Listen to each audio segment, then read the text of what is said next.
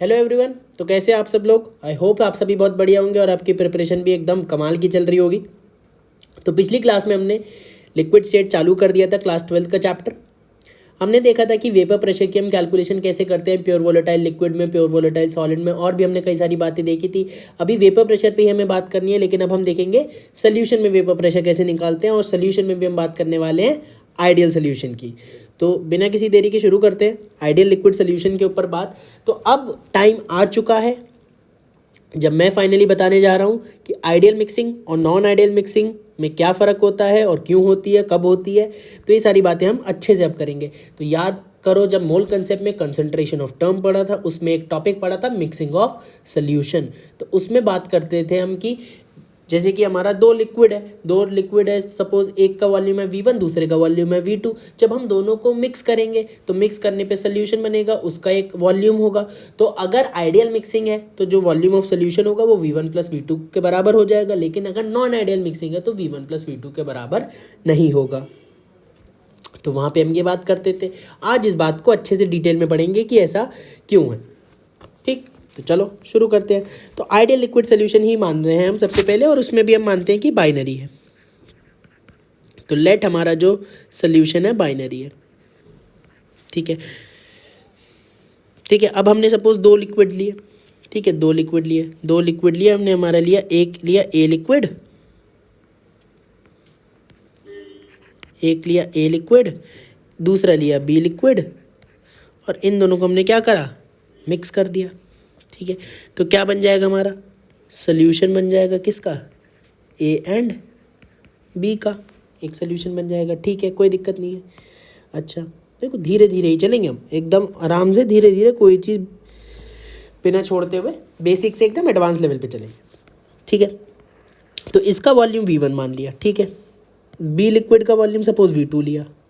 ठीक है, तो अब सोल्यूशन जो बना इसका कुछ वॉल्यूम होगा V सोल्यूशन, चलो मैं कह देता हूँ। ठीक है, कोई दिक्कत नहीं है।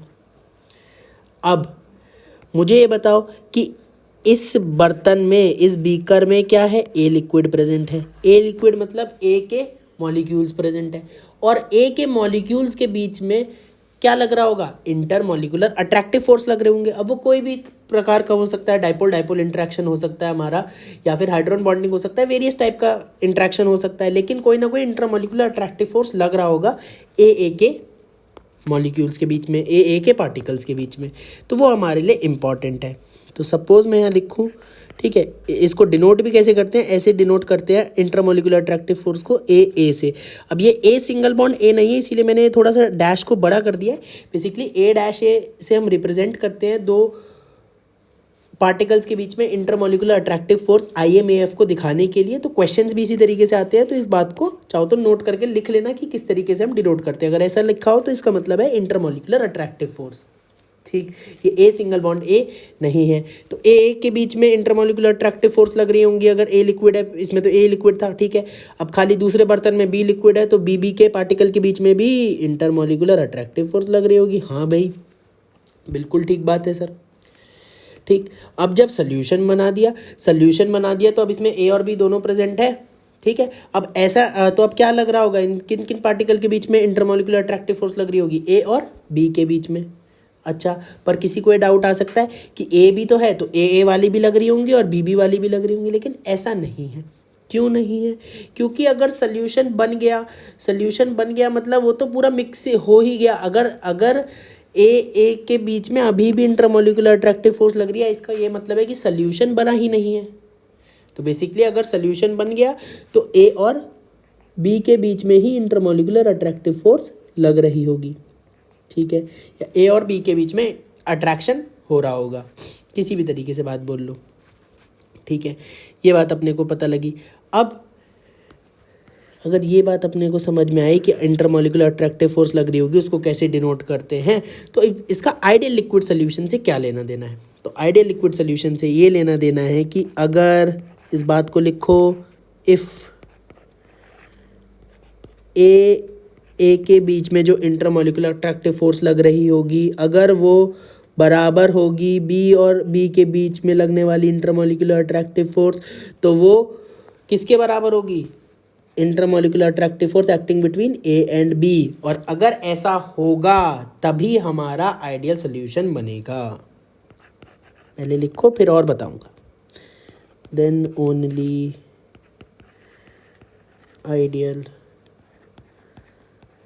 Solution is formed. Then only ideal solution is formed. मतलब क्या है इसका कि ए के बीच में इंटरमोलिकुलर अट्रैक्टिव फोर्स लग रही थी, बी के बीच में कुछ अट्रैक्शन था, इंटरमोलिकुलर अट्रैक्टिव फोर्स थी। अब ए के बीच में लगने वाली इंटरमोलिकुलर अट्रैक्टिव फोर्स और बी के बीच में लगने वाली इंटरमोलिकुलर अट्रैक्टिव फोर्स, अगर ए के बीच का अट्रैक्शन और बी के बीच का अट्रैक्शन अगर सेम है, ठीक है, तो अगर ए के बीच का अट्रैक्शन और बी के बीच का अट्रैक्शन अगर सेम है, तो क्योंकि इसका क्या मतलब है, अगर सेम है तो ये सिमिलर टाइप के पार्टिकल है, मतलब ए का पार्टिकल और बी का पार्टिकल ऑलमोस्ट सिमिलर है, सेम नहीं है, आइडेंटिकल नहीं है, लेकिन सिमिलर है, ठीक है। तो ए के बीच का अट्रैक्शन और बी के बीच का अट्रैक्शन अगर बराबर है, यानी कि ए और बी के पार्टिकल सेम है, सिमिलर है, ए और बी के पार्टिकल जो है हमारे सिमिलर हो गए, तो जब सोल्यूशन बनेगा तो जो ए और बी के बीच का अट्रैक्शन होगा, क्योंकि दोनों पार्टिकल सिमिलर ही है, तो जितना अट्रैक्शन इंडिविजुअल लिक्विड में आपस में लग रहा था, यानी कि ए के बीच का जितना अट्रैक्शन था वही ए और बी के बीच का भी अट्रैक्शन उतना ही होगा। क्यों? क्योंकि ए और बी के पार्टिकल दोनों सिमिलर है, और सिमिलर क्यों है? क्योंकि उन दोनों के बीच का अट्रैक्शन सेम है। लाइक ए के बीच का intermolecular attractive force is equal to B के बीच के इंटरमोलिकुलर अट्रैक्टिव फोर्स। तो ये बात अपने को समझ में आई। अच्छा, अब अगर तुम ऐसा सोचो कि ऐसा क्या किसी का इंटरमोलिकुलर अट्रैक्टिव फोर्स वाकई में किन्हीं दो पार्टिकल्स का, दो मॉलिक्यूल्स का बराबर होता है, तो नहीं, ऐसा बहुत ही रेयर केस है, और तुम्हें हार्डली मिलेगा ही नहीं, कभी पढ़ोगे भी नहीं कि ऐसा कोई वाकई में है दो सब्सटेंस या दो मॉलिक्यूल्स, इनऑर्गेनिक पढ़ लो चाहे ऑर्गेनिक पढ़ लो, जिसमें दोनों के बीच का इंटरमोलिकुलर अट्रैक्टिव फोर्स बराबर है। तो ऐसा तो फिर आइडियल लिक्विड सोल्यूशन कभी बनेगा ही नहीं। हाँ, वास्तविकता में आइडियल लिक्विड सोल्यूशन नहीं बनता है। बेसिकली ये क्या है, शर्मा जी का लड़का है। शर्मा जी का लड़का का क्या मतलब है? जो होता नहीं है लेकिन जिसकी होने की सिर्फ बातें करी जाती हैं। जैसे कि आइडियल गैस थी, आइडियल गैस एक सोच है, वास्तविकता में सच क्या है? रियल गैस है। तो उसी तरीके की ये कुछ कुछ बात है। तो आइडियल लिक्विड सोल्यूशन के लिए क्या होना चाहिए? आइडियल लिक्विड सोल्यूशन के लिए हमारा इंटरमोलिकुलर अट्रैक्टिव फोर्स सेम होनी चाहिए। इंडिविजुअल लिक्विड कंपोनेंट्स की जो है इंटरमोलिकुलर अट्रैक्टिव फोर्स वो आपस में बराबर होनी चाहिए, और अगर ऐसा है तो जो सोल्यूशन बनेगा उन पार्टिकल के बीच में इंटरमोलिकुलर अट्रैक्टिव फोर्स तो सेम होगी ही। तो बेसिकली ये होना चाहिए, तो ये चीज़ तो अपने आप ही होगी, क्योंकि पार्टिकल अगर ऐसा हो गया तो मतलब ए और बी के पार्टिकल सिमिलर हैं, तो इंटरमोलिकुलर अट्रैक्टिव फोर्स जब ए बी के बीच में जो एक्ट करेगी वो भी सेम ही होगी, और अगर ऐसा हो गया तो हमारा आइडियल लिक्विड सोल्यूशन बन जाएगा। ठीक, तो अपने को एक क्या कंक्लूजन निकला कि जब भी आइडियल लिक्विड सोल्यूशन हमारा बनेगा तो इंटरमोलिकुलर अट्रैक्टिव फोर्स सेम रहेंगी। अच्छा, अब इंटरमोलिकुलर अट्रैक्टिव फोर्स सेम है तो यानी कि इंटरमोलिकुलर डिस्टेंस भी सेम रहेंगे। अगर इंटरमोलिकुलर अट्रैक्टिव फोर्स सेम है तो डिस्टेंस भी सेम है। भाई, जितना अट्रैक्शन पहले था उतना ही अट्रैक्शन बाद में भी है, तो जो दूरी बनी रहेगी वो भी उतनी बनी रहेगी। अगर किसी से ज़्यादा प्यार हो जाएगा, ज़्यादा अट्रैक्शन हो जाएगा, तो उस दूरी कम हो जाएंगी। अगर किसी से ज़्यादा नफरत हो जाएगी, यानी कि अट्रैक्शन कम हो जाएगा, यानी कि रिपल्शन बढ़ जाएगा, तो दूरी बढ़ जाएगी। यहाँ पे ना प्यार बढ़ा है ना नफरत बढ़ी है। जितना प्यार पहले था उतना ही प्यार बाद में भी है, तो जितनी दूरी पहले थी उतनी ही दूरी अब भी है। ठीक, तो यही बात है। क्या है कि आइडियल सोल्यूशन फॉर्मेशन जब होगा, means in ideal solution formation intermolecular attractive force, IMAF मतलब intermolecular attractive force remain same, so intermolecular distances will also remain unchanged. ठीक बात। अच्छा, अब इंटरमोलिकुलर डिस्टेंस अगर अनचेंज्ड है, इंटरमोलिकुलर डिस्टेंस में कोई फ़र्क नहीं पड़ेगा, तो इसका क्या मतलब है? इसका मतलब कि ए पार्टिकल्स पहले जितना स्पेस ऑक्यूपाई कर रहा था जब ए लिक्विड था, जब खाली ए लिक्विड के बर्तन में था, तो ए वाले पार्टिकल जितना स्पेस ऑक्यूपाई कर रहे थे इस बर्तन में, अभी भी उतना ही कर रहे हैं, बर्तन चेंज हो गया है उनका, लेकिन ए पार्टिकल इस बर्तन में भी उतना ही स्पेस ऑक्यूपाई करेंगे जितना अपने ओरिजिनल बर्तन में कर रहे थे, क्योंकि इंटरमोलिकुलर डिस्टेंस में कोई चेंज नहीं आया। सिमिलरली बी के पार्टिकल पहले जितना स्पेस ऑक्यूपाई कर रहे थे अब भी उतना ही स्पेस ऑक्यूपाई करेंगे। तो अगर इंटरमोलिकुलर डिस्टेंस यानी कि basically space occupied by the particles अगर चेंज नहीं हुआ है तो वॉल्यूम भी क्या होगा, अनचेंज हो जाएगा, वॉल्यूम भी अनचेंज्ड होगा। और वॉल्यूम चेंज नहीं हुआ इसका क्या मतलब है, इसका मतलब ये है कि दैट इज़ जो हमारा वॉल्यूम ऑफ सॉल्यूशन है उसको हम V1 प्लस V2 लिख सकते हैं। ए लिक्विड का वॉल्यूम V1 था, अब भी V1 रहेगा। बी लिक्विड का वॉल्यूम V2 था, अब भी V2 रहेगा, क्योंकि इंटरमोलिकुलर डिस्टेंस यानी कि space occupied by the particles change नहीं हुई है। ठीक, तो अब हमें बात समझ में आ गई कि आइडियल मिक्सिंग में हम V1 plus V2 volume of solution क्यों लिख देते थे। ठीक है, तो अपने को ये बात समझ में आ गई, ये चीज़ अपने को याद भी होनी चाहिए क्लैरिटी से एकदम। ठीक है, ठीक है, बेसिक चीज़ें नोट करो, आगे बढ़ते हैं। ठीक है, अब क्या, अब आइडियल मिक्सिंग में कुछ हमारे पैरामीटर्स आते हैं जो कि हमें थोड़े समझ में आने चाहिए। ठीक है, इनके ऊपर क्वेश्चन भी आते हैं, मैं इन पैरामीटर्स को बताता हूँ, एक टेबुलर फॉर्म में ही लिखवा देता हूँ जिससे कि रिवीजन में भी आसानी मिले।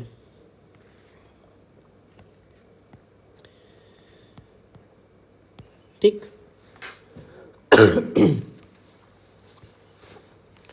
तो क्या कह रहा है, आइडियल मिक्सिंग है। आइडियल मिक्सिंग में छोटी छोटी बात करते हैं कि डेल्टा वी मिक्स कितना, यानी कि वॉल्यूम में क्या चेंज आया, वॉल्यूम में क्या चेंज आया, वॉल्यूम में तो कोई भी चेंज नहीं आया।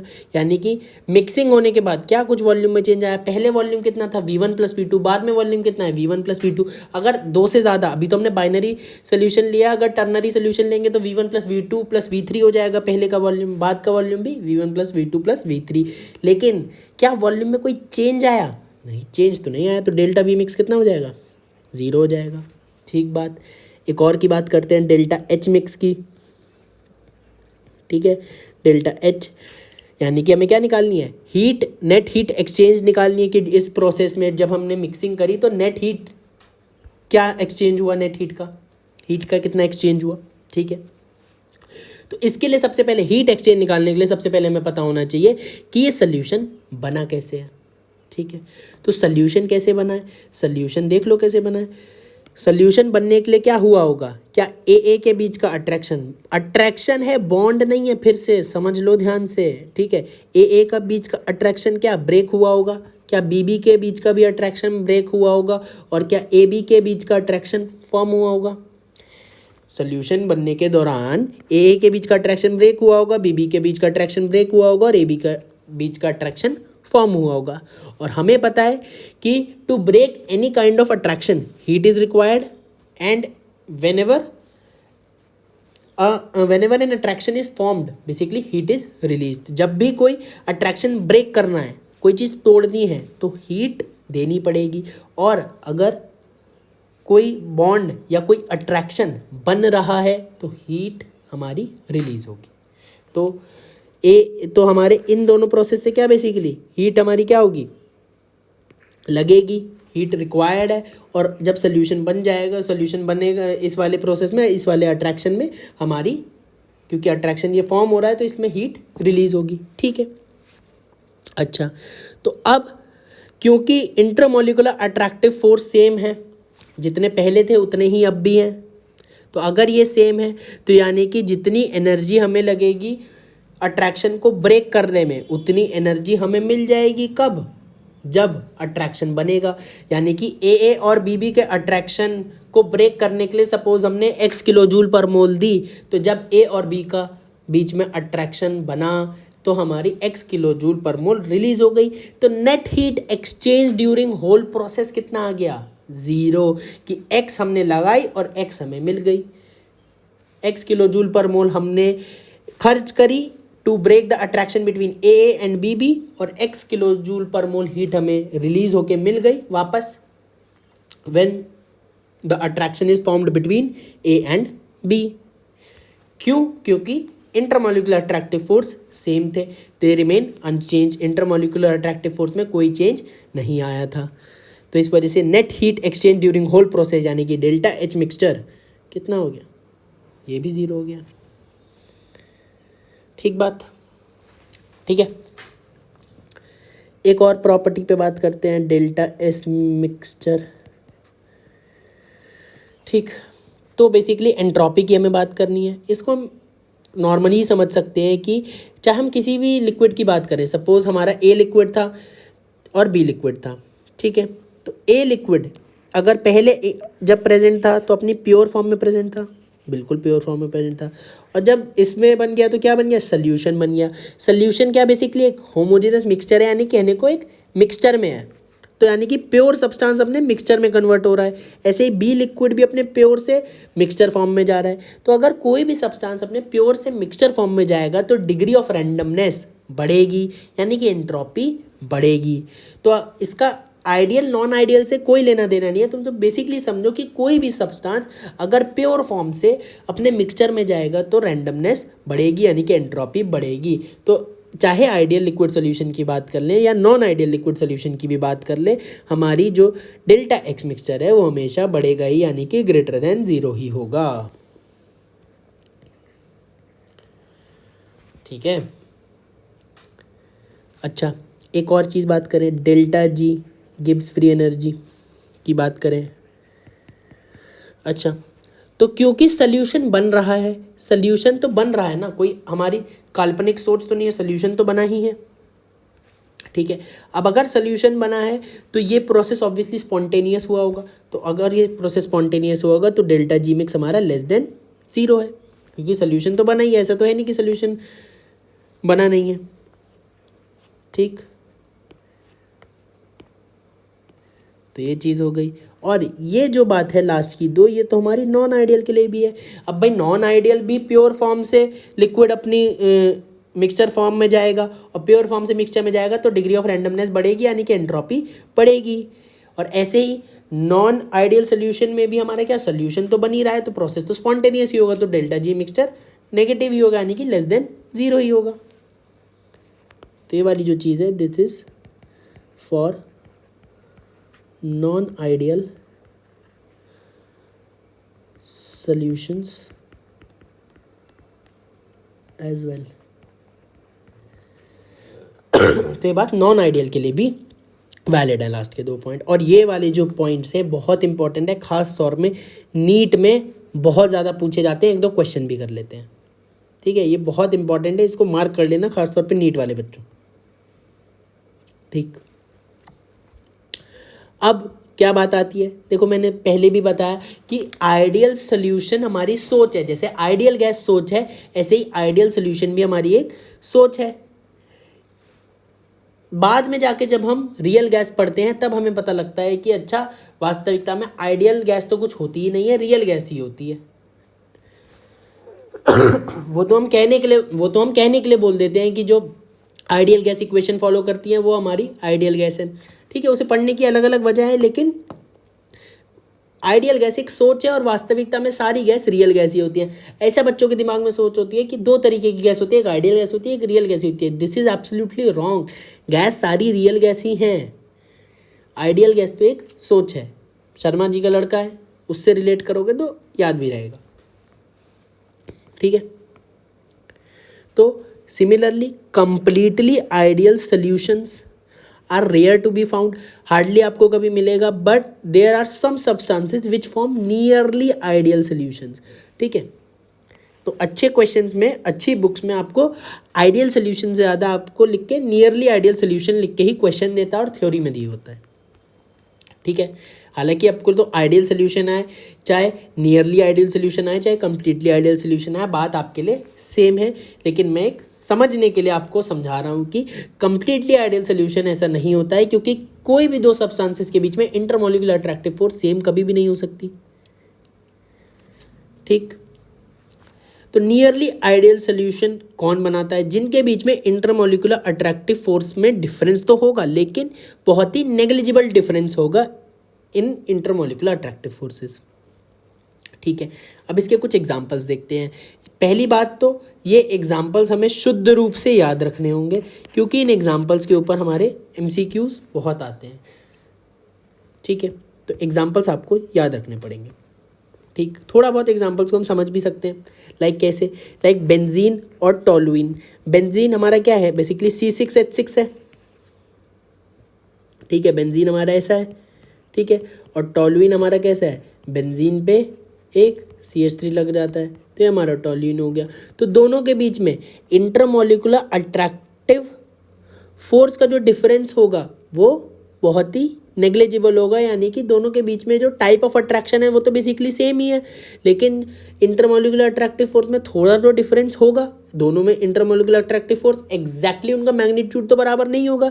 टाइप ऑफ अट्रैक्शन भले ही सेम होगा, लेकिन जो मैग्नीट्यूड की बात करोगे तो उस अट्रैक्शन में थोड़ा सा, क्योंकि चार्ज की वजह से थोड़ा सा वेरिएशन आएगा, तो लेकिन वो बहुत ही नेग्लिजिबल वेरिएशन होगा। इसीलिए हम इसको आइडियल सोल्यूशन में रख लेते हैं, आइडियल सोल्यूशन का एग्जांपल मान लेते हैं, या फिर तुम नियरली आइडियल सोल्यूशन का एग्जांपल बोल सकते हो। ठीक है, कंप्लीटली आइडियल सोल्यूशन तो कुछ होता ही नहीं है, लेकिन अगर तुमसे पूछे विच of the following is an example of ideal solution, तो तुम बाय डिफॉल्ट यही मान के चलना कि वो नियरली आइडियल की ही बात कर रहा है। ठीक है, ऐसे ही नॉर्मल हेक्सेन है, नॉर्मल हेप्टेन है, ये भी एग्जाम्पल हो जाएगा हमारा किसका? आइडियल सोल्यूशन का। इथाइल क्लोराइड या क्लोरोइथेन बोल सकते हो, और इथाइल ब्रोमाइड या ब्रोमो इथेन, ये भी हमारे एग्जाम्पल हो गए किसके? आइडियल लिक्विड सोल्यूशन के। Chlorobenzene, bromobenzene again ideal liquid solution के एग्जाम्पल हो गए। तो बेसिकली अगर मैं तुम्हें कंक्लूजन में बताऊं तो इंटरमोलिकुलर अट्रैक्टिव फोर्स की टाइप सेम होनी चाहिए, यानी कि ऐसा नहीं है कि एक डाइपोल डाइपोल इंट्रैक्शन दूसरा हाइड्रोजन बॉन्डिंग, या एक डाइपोल डाइपोल इंट्रैक्शन दूसरा लंदन फोर्सेस, इस टाइप की चीज़ नहीं होनी चाहिए। आपकी टाइप ऑफ जो इंटरमोलिकुलर अट्रैक्टिव फोर्स है सबसे पहले वो तो सेम होनी चाहिए। अगर वो सेम नहीं है तो आइडियल लिक्विड सोल्यूशन बन ही नहीं सकता। और उसके अलावा ये 4-5 ही एग्जाम्पल हैं जो कि आपके मोर और लेस आते हैं, तो पहले तो इनको याद रखो। और अगर कभी आपको सोचना भी पड़े, कोई नया एग्जाम्पल भी आए, तो किस तरीके से आप सोच सकते हो कि इंटरमोलिकुलर अट्रैक्टिव फोर्स देखो कि दोनों के बीच में दोनों में पहली बात तो सेम टाइप की इंटरमोलिकुलर अट्रैक्टिव फोर्स लगनी चाहिए। दोनों का स्ट्रक्चर मोर और लेस सिमिलर होना चाहिए। जैसे बेंजीन में भी फिनाइल ग्रुप है, ठीक है, टॉलुइन में भी वही बेंजीन ग्रुप होता ही है। नॉर्मल हेक्सेन, नॉर्मल हेप्टेन, देखो इनके स्ट्रक्चर में बहुत ज़्यादा अंतर नहीं है।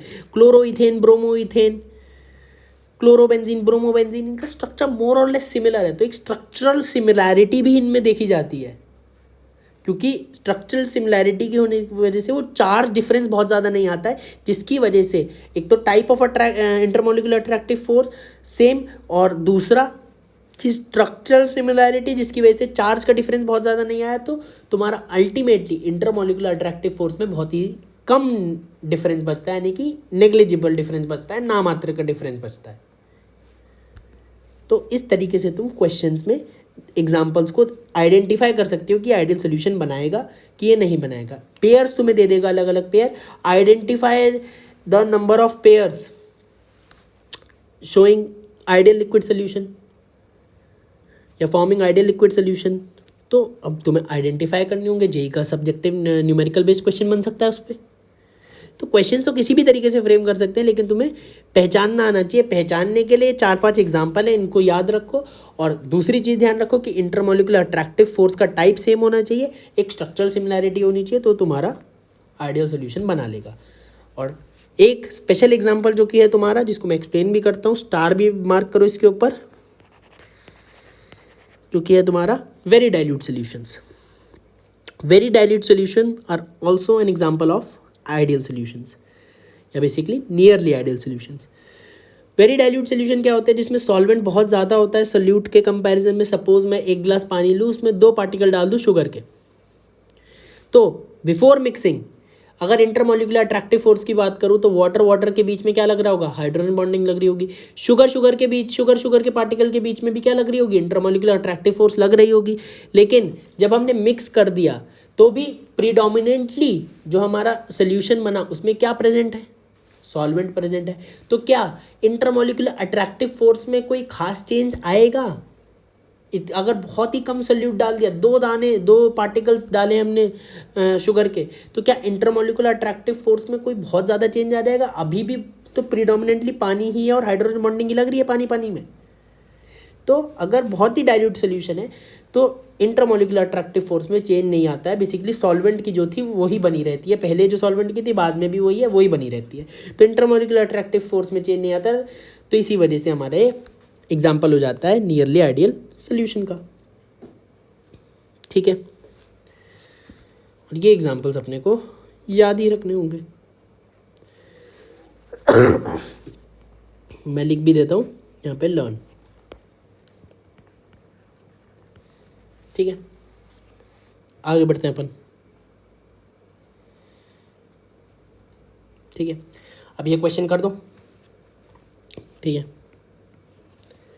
Which of the following is incorrect for ideal solution. तो आइडियल सोल्यूशन के लिए हमने बात करी डेल्टा एच मिक्स तो क्या होता है हमारा, ज़ीरो होता है। अच्छा, अभी तुमने ये सब बातें नहीं पढ़ी, अच्छा ये सब बातें नहीं पढ़ी तो जो अच्छा ये सब हमने नहीं पढ़ा, चलो ठीक है कोई नहीं पढ़ा।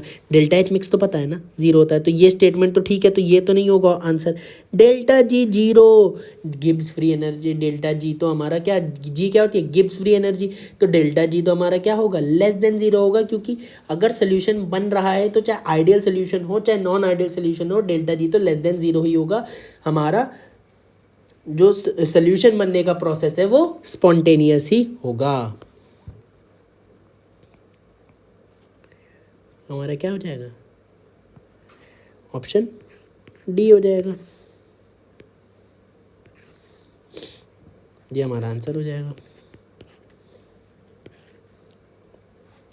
ठीक, तो सिंपल देखो, तुम्हें ऑप्शन नहीं पता थे लेकिन जो ऑप्शन पता था वो तुम्हारा आंसर आ गया, खत्म कहानी। देखो नीट 2016 का एक क्वेश्चन है, तो क्वेश्चंस को करने की अप्रोच समझो। सिंगल करेक्ट है क्वेश्चन, एक इनकरेक्ट ऑप्शन मिल गया, खत्म कहानी, आगे बढ़ जाओ।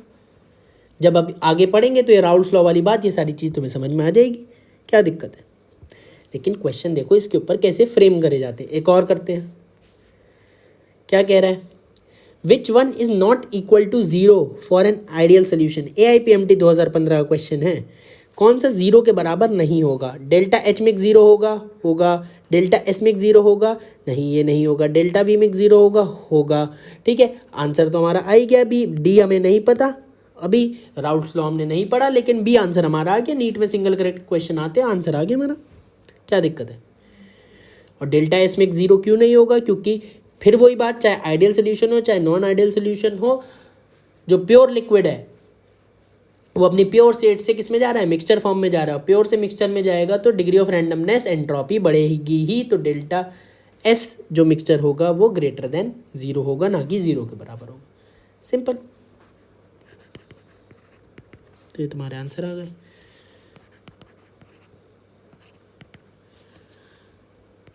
ठीक, आगे बढ़ते हैं।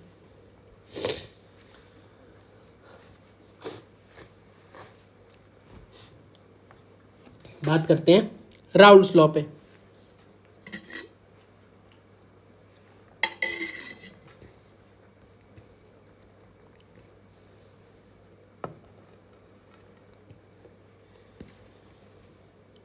राउल्स लॉ, सबसे पहले तो इसे मार्क करो। मार्क इसे क्यों करना है, क्योंकि बोर्ड्स के लिए बहुत इंपॉर्टेंट है। 1 मार्क 2 मार्क 3 मार्क के क्वेश्चन आ सकते हैं। 1 मार्क में डेफिनेशन पूछी जा सकती है, 2 मार्क 3 मार्क में कोई न्यूमेरिकल क्वेश्चन दिया जा सकता है। ठीक है, तो राउल्स लॉ इंपॉर्टेंट है। नीट जेई में भी बहुत इंपॉर्टेंट है, बहुत ज़्यादा क्वेश्चंस आते हैं, बहुत बेसिक क्वेश्चन आते हैं। जोड़ गुणा घटा भाग वाली कैलकुलेशन होती है, कोई लॉग नहीं आता, कोई एक्सपोनेंशियल नहीं आता, कोई लंबी चौड़ी चीज़ें नहीं आती, सिंपल सिंपल कैलकुलेशन होती है, सिंपल सिंपल क्वेश्चन होते हैं। बोर्ड में भी सिंपल क्वेश्चन आते हैं, नीट जेई में भी सिंपल क्वेश्चन ही आते हैं। ठीक, लेकिन देखेंगे हम सारी कुछ चीज़ें, सारे क्वेश्चन देखेंगे अच्छे से, किसी भी चीज़ को फॉर ग्रांटेड लेके नहीं चलेंगे, सब चीज़ अच्छे से पढ़ेंगे। ठीक, तो पहली बात, राउल्स लॉ किसके लिए एप्लीकेबल है, these are applicable only for ideal solutions. ठीक, अब आइडियल सोल्यूशन बोलने का वही मतलब है कि कंप्लीटली आइडियल सोल्यूशन तो बनता ही नहीं है, नियरली आइडियल सोल्यूशन की हम बात कर रहे हैं। ठीक है, जनरली आइडियल सोल्यूशन ही लिखा मिलेगा, कंप्लीटली और नियरली तो कुछ कुछ जगह ही मिलेगा, लेकिन मान के यही चलना है कि ideal, completely ideal, nearly ideal एक ही बात है। ठीक है, जब तक कोई ऐसा क्वेश्चन ना दे जिनमें कुछ डिफरेंस वाली बात हो। ठीक, अब Raoult's law applicable only and only for ideal solution. कुछ कुछ ऐसी बात, जैसे कि हम बात करते हैं कि आइडियल गैस क्या होती है, which follows PV equal to NRT equation या ideal gas equation. Ideal gas कौन होती है, जो आइडियल गैस इक्वेशन यानी कि PV इक्वल टू NRT को ओबे करती है। ऐसे ही बात यह है कि आइडियल सोल्यूशन कौन होता है? आइडियल सोल्यूशन वो होता है जो कि राउल्स लॉ को ओबे करता है, या उल्टा भी बोल सकते हो, राउल्स लॉ को ओबे करने वाले सोल्यूशन कौन होंगे? आइडियल ही होंगे, या जो राउल्स लॉ को ओबे कर रहा है वो आइडियल सोल्यूशन ही होगा। और आइडियल सोल्यूशन है तो वो बाय डिफॉल्ट राउल्स लॉ को ओबे करेगा ही करेगा। ठीक बात। तो अब इसके अंदर हम जो भी बात करेंगे वो सोल्यूशन की बात करेंगे, और वो सारे सोल्यूशन बाय डिफॉल्ट ये मान के चलेंगे कि वो कैसे हैं? आइडियल है। ठीक, तो हमें क्या करना है? वेपर प्रेशर की कैलकुलेशंस करनी है। और वेपर प्रेशर को अगर हमें देखना है, क्योंकि वेपर प्रेशर का हमें वेरिएशन देखना है अगर, तो टेम्परेचर को सबसे पहले तो कांस्टेंट करना पड़ेगा। ठीक है, तो कैलकुलेशन के लिए हमें टेम्परेचर को तो कांस्टेंट, तो एट अ कांस्टेंट टेम्परेचर हम चीज़ देखेंगे, कोई भी लिक्विड सोल्यूशन होगा और ऑब्वियसली ये आइडियल लिक्विड सोल्यूशन होगा at a constant temperature in a liquid solution. ठीक है, कंटेनिंग वोलेटाइल लिक्विड्स, अब उसमें वोलेटाइल लिक्विड्स हो सकते हैं, मिनिमम एक होगा और एक से ज़्यादा भी हो सकता है।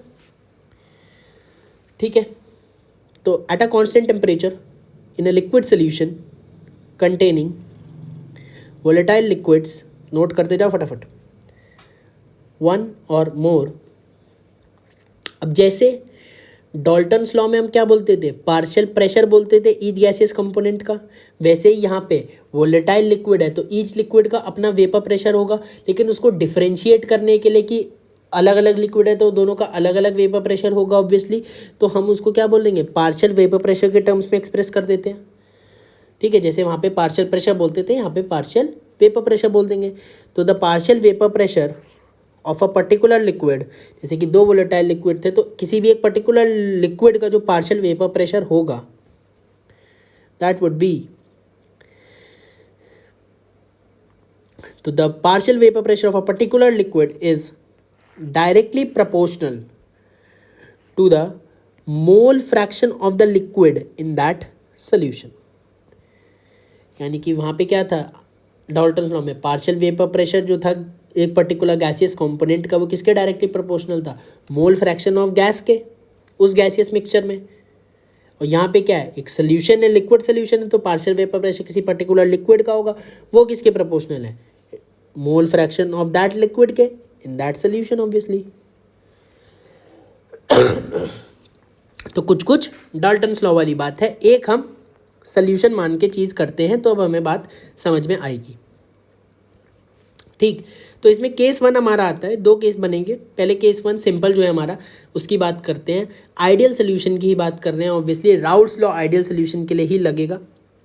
ठीक है, ideal solution containing 2 volatile liquids. ठीक है, 2 वोलेटाइल लिक्विड है, उनके हम आइडियल सोल्यूशन की बात कर रहे हैं। ठीक है, टी केल्विन हमने टेम्परेचर ले लिया है, उसकी कोई दिक्कत नहीं, हमने टेम्परेचर एक कॉन्स्टेंट लिया है। ठीक, अब क्या है? अब हमारा ये एक बर्तन है। ठीक, काम करते हैं, ये हमने लिया अपना बर्तन।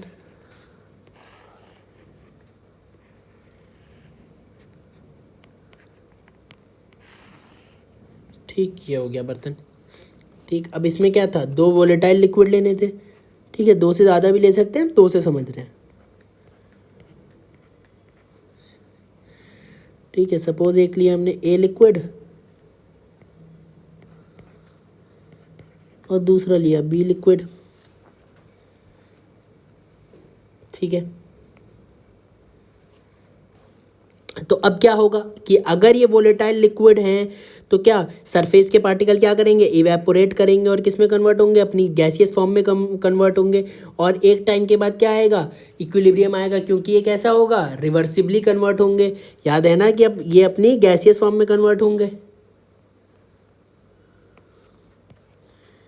ये सभी लिक्विड अपने गैसियस फॉर्म में कन्वर्ट होंगे। ए लिक्विड ए गैस में कन्वर्ट होगा और बी लिक्विड बी गैस में कन्वर्ट होगा, और ये जो दोनों कन्वर्ट होंगे ये रिवर्सिबली होने वाला है ये पूरा प्रोसेस। और रिवर्सिबली अगर ये प्रोसेस होगा तो एक टाइम के बाद क्या आ जाएगा? इक्विलिब्रियम आ जाएगा। यानी कि इक्विलिब्रियम पे अगर हम बात करें तो ऑल मेजरेबल प्रॉपर्टीज़ क्या हो जाएंगी? कांस्टेंट हो जाएंगी। मतलब ए गैस जो प्रेशर लगाएगी यानी कि वो क्या होगा, ए गैस का वेपर प्रेशर होगा वो भी कांस्टेंट होगा, और बी गैस जो प्रेशर लगाएगी यानी कि वो क्या होगा, बी गैस का वेपर प्रेशर होगा वो भी कांस्टेंट होगा। बेसिकली गैस का वेपर प्रेशर नहीं बोलते हम, तो क्या बोलते हैं, वेपर प्रेशर ऑफ लिक्विड बोलते हैं। तो यानी कि बी गैस जो प्रेशर लगा रही है वो क्या होगा, vapour pressure of B liquid होगा, और जो ए गैस जो प्रेशर लगाएगी वो क्या होगा, vapour pressure of A liquid होगा। गैस के टर्म्स में नहीं बोलते, लिक्विड के टर्म्स में बोलते हैं। सॉरी मेरी गलती हो गई, मैंने गलती से बोल दिया था, ठीक है। हाँ, तो अब ए लिक्विड जो है और जो बी लिक्विड जो है, क्या इनका भी अमाउंट क्या है, कांस्टेंट हो जाएगा, क्योंकि क्या इक्विलिब्रियम अचीव हो गया, और इक्विलिब्रियम अगर अचीव हो गया तो क्या होगा, all measurable properties become constant. तो इक्विलिब्रियम अचीव होने के बाद ए गैस और बी गैस के द्वारा लगाया गया प्रेशर यानी कि वेपर प्रेशर ऑफ ए और वेपर प्रेशर ऑफ बी वो भी कांस्टेंट, और ए लिक्विड और बी लिक्विड का अमाउंट भी कांस्टेंट। इवन ए गैस और बी गैस का भी अमाउंट कांस्टेंट होगा, लेकिन ए लिक्विड और बी लिक्विड का भी अमाउंट कांस्टेंट होगा। अमाउंट को अलग अलग टर्म्स में एक्सप्रेस कर सकते हैं, मैं मोल फ्रैक्शन के टर्म्स में अभी एक्सप्रेस कर रहा हूँ। सपोज मैं इसको बोल दूँ मोल fraction of a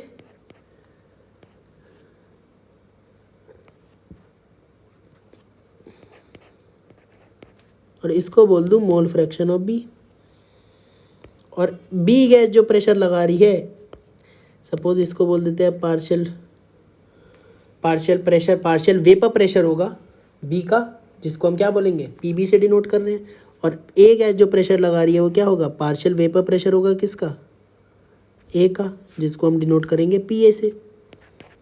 pure form में तो हम पी नॉट से डिनोट कर देते थे, लेकिन यहाँ पे सोल्यूशन है, तो सोल्यूशन में दोनों में हमें सेपरेशन करना है कि ए अलग है बी अलग है, तो इसको हम ए और पी बी से डिनोट कर रहे हैं, कोई दिक्कत नहीं है। तो अगर हम लिखें कि पी ए और पी बी है क्या, अब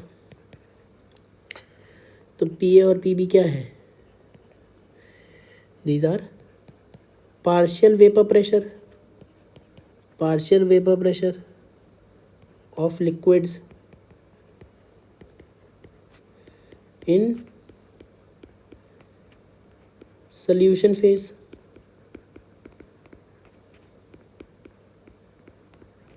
ठीक है, पी ए और पी बी क्या है, partial vapour pressure of liquids in solution phase, ठीक है। अब राउल्ट्स लॉ क्या कहता है, अकॉर्डिंग टू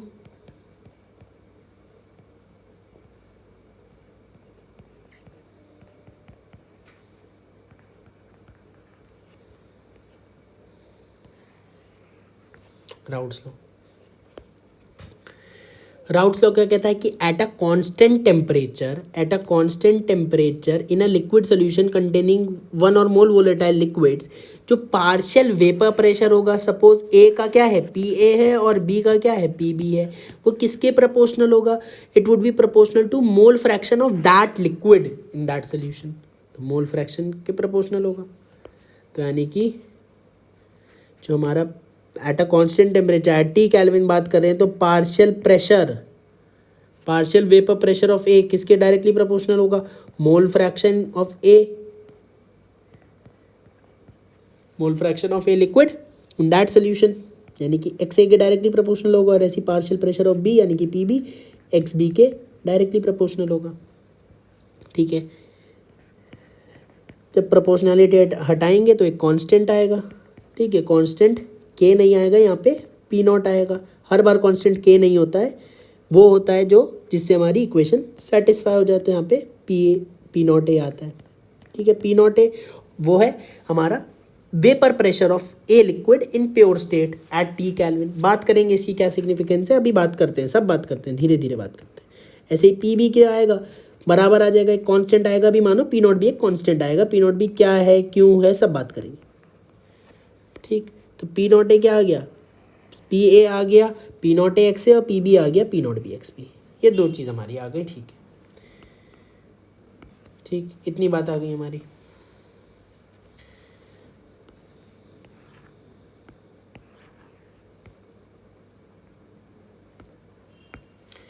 ठीक है, अब यहाँ पे जो एक्स ए और एक्स बी है ये क्या है,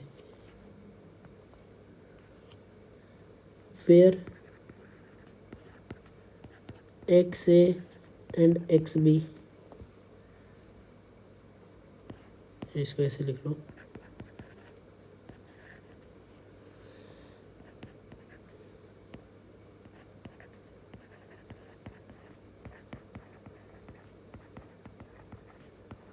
मोल फ्रैक्शन ऑफ लिक्विड है इन द सोल्यूशन। ये बात तो पता है, हमें सबको पता है, ठीक है। अब पहले रिकैप करता हूँ, फिर मैं एक अच्छी बात बताऊँगा, ठीक।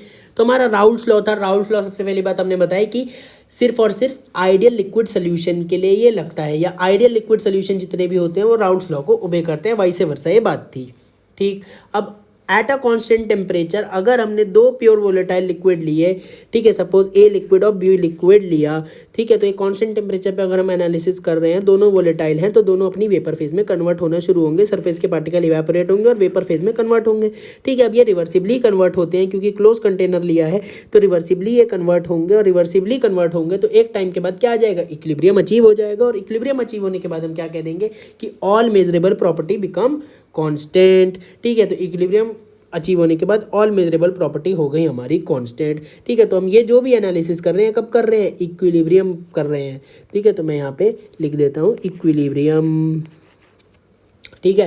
तो इक्विलिब्रियम पे ए गैस के द्वारा लगाया गया प्रेशर भी क्या होगा, कांस्टेंट होगा, जिसको हम पीए से डिनोट कर रहे हैं, और बी गैस के द्वारा लगाया गया प्रेशर भी क्या होगा, पीबी होगा। और ये पीए पीबी क्या है, basically they are nothing but the partial vapour pressure of liquid, ठीक है।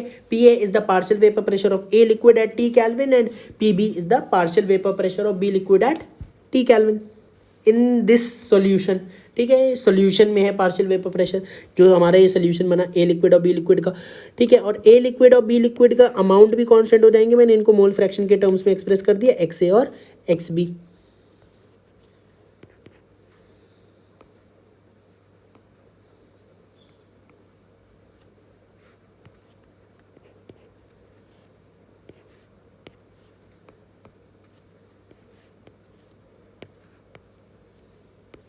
ठीक, इसको मैं थोड़ा दूसरे पेन से लिख देता हूँ, थोड़ा शायद कम दिख रहा होगा।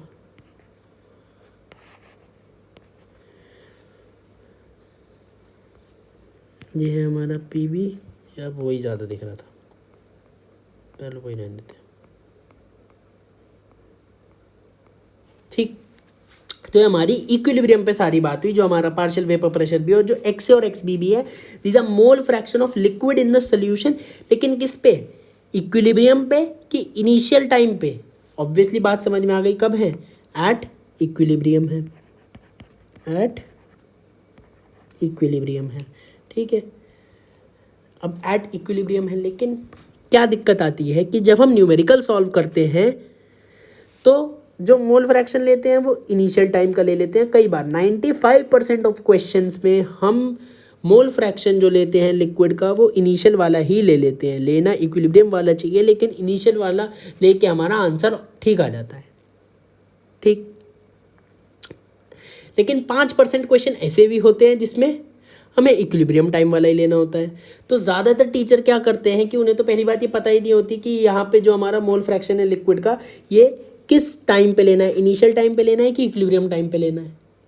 उन्हें बस क्वेश्चन या तो रटे हुए होते हैं कि अच्छा इन वैरायटी क्वेश्चन में इक्विलिब्रियम टाइम वाला लेना है, इन वैरायटी क्वेश्चन में इनिशियल वाला लेना है। कुछ लोग ऐसे करते हैं, कुछ लोग कैसे करेंगे कि यहाँ पे क्या लिखवा देंगे, मोल fraction of liquid in the solution at initial time. Initial time क्यों, क्योंकि 95% ऑफ क्वेश्चन तो इनिशियल वाले से ही होते हैं। तो 95% क्वेश्चन हो गए, 5% क्वेश्चन ना वो कराते, ना उनकी शीट में होते, ना उनके क्लास नोट्स में होते। तो चोरी क्या वही होती है जो पकड़ी नहीं जाती, सॉरी, जो चोरी क्या होती है वही होती है जो पकड़ी जाती है। जब तक पकड़ी नहीं गई तो वो चोरी क्या। तो यही बात है। तो ये चीज़ तुम ध्यान रखो कि हम इस चीज़ को समझेंगे भी, रीज़न भी एक्सप्लेन करेंगे कि कब इनिशियल टाइम वाला लेना है और कब हमें इक्विलिब्रियम टाइम वाले मोल फ्रैक्शन ले रहे हैं। लेकिन वास्तविकता में होता कौन सा टाइम वाला मोल फ्रैक्शन है, इक्विलिब्रियम वाला। तुम देख रहे हो इक्विलिब्रियम पे तो एनालिसिस कर रहे हैं, इक्विलिब्रियम पे मेजरेबल प्रॉपर्टी कांस्टेंट हुई, तभी तो पार्शियल वेपर प्रेशर भी कांस्टेंट आया और मोल फ्रैक्शन भी कांस्टेंट आए, तभी तो हमने इक्विलिब्रियम वाला लिया। तो इक्विलिब्रियम वाला ही ले रहे हैं, वो क्लैरिटी तो अपने को है ही, ठीक। पहली बात तो ये क्लैरिटी हुई। अब एक चीज़ और देखते हैं कि ये पी नॉट ए और पी नॉट बी क्या है। ये तो P not a P not be कुछ नहीं है, ठीक है, एंड पी नॉट ए, और जो पी नॉट बी है ये क्या है, these are vapour pressure of liquid in pure state, और ऑब्वियसली सब चीज़ हम टी केल्विन पे एनालिसिस कर रहे हैं, तो वेपर प्रेशर भी टेम्परेचर डिपेंडेंट होता है, तो हम टी केल्विन पे ही इसको लेंगे कि टी केल्विन पे जितना वेपर प्रेशर होगा प्योर लिक्विड ऑफ ए, तो वो vapour pressure P not a, और प्योर स्टेट में एट टी केल्विन जितना वेपर प्रेशर होगा बी लिक्विड का, वो उसको हम बोलेंगे पी नॉट बी। ठीक, तो अब इसकी सिग्निफिकेंस देखें। मोल फ्रैक्शन हमें पता है किससे कहाँ से कहाँ तक एक्सटेंड करता है, 0 से 1 तक एक्सटेंड करता है यानी कि मिनिमम 0 हो सकता है और मैक्सिमम 1 हो सकता है। तो अब यहाँ पे जहाँ पे P A equal to P not A X A है, अगर सपोज मैं एक्स ए को 1 बोल दूँ तो इसका क्या मतलब है कि सोल्यूशन में सिर्फ ए ही लिक्विड प्रेजेंट है, बी लिक्विड प्रेजेंट ही नहीं है, क्योंकि मोल फ्रैक्शन ऑफ बी कितना हो गया, 0 हो गया, यानी कि बेसिकली सोल्यूशन ही नहीं है। अगर बी है ही नहीं तो खाली ए ही है बर्तन में, और ए ही है तो यानी कि प्योर लिक्विड है, प्योर लिक्विड है तो कि इसका पार्शियल वेपर प्रेशर किसके बराबर आना चाहिए, पी नॉट ए के बराबर आना चाहिए, क्योंकि प्योर स्टेट में तो vapour pressure P not a है, तो पार्शियल वेपर प्रेशर भी हमारा इस फॉर्मूले से पी नॉट ए के बराबर ही आना चाहिए, जो कि आ भी रहा है। तो अगर एक्स ए 1 डाल दें इसका मतलब बी है ही नहीं, मतलब खाली ए ही प्रेजेंट है बर्तन में, मतलब प्योर लिक्विड वाली स्टेट हो गई। तो प्योर लिक्विड वाली अगर कंडीशन हो गई तो वेपर प्रेशर प्योर लिक्विड का अगर पी नॉट ए है तो पार्शियल वेपर प्रेशर भी उसी के बराबर निकल के आना भी चाहिए था और आएगा भी, इसीलिए यहाँ पे पी नॉट ए लेते हैं। इसका सिग्निफिकेंस ये है। Similar analysis P not be के लिए भी कर सकते हैं। ये बात अपने को समझ में आई। अच्छा, ये बात तो मैंने करी कि P A P not a के बराबर होगा जब खाली बर्तन में ए लिक्विड प्रेजेंट होगा, यानी कि प्योर लिक्विड होगा। लेकिन अगर सोल्यूशन है और ए और बी दोनों प्रेजेंट हैं, यानी कि मोल फ्रैक्शन ऑफ ए और मोल फ्रैक्शन ऑफ बी दोनों ही फ्रैक्शंस है, तो दोनों ही बेसिकली 1 से तो कम होंगे, क्योंकि दोनों का सम 1 है, सम ऑफ ऑल फ्रैक्शन 1 होता है। तो x A plus X B 1 है, तो एक्स ए भी 1 से छोटा होगा और एक्स बी भी 1 से छोटा होगा अगर दोनों प्रेजेंट है, और दोनों प्रेजेंट है तभी सोल्यूशन कहलाएगा। तो अगर सोल्यूशन है तो यानी कि ए और बी दोनों प्रेजेंट है, और ए और बी दोनों प्रेजेंट है तो एक्स ए और एक्स बी 1 से छोटे ही होंगे, और एक्स ए और एक्स बी अगर 1 से छोटे होंगे तो P A P not A से छोटा होगा और P B P not B से छोटा होगा। तो इस बात को पहले लिखते हैं फिर और समझते हैं। तो सिंस अगर सोल्यूशन बन रहा है तो एक्स ए 1 से छोटा है और एक्स बी भी 1 से छोटा है, तो आप क्या कह सकते हो कि P A P not A से छोटा है और पी बी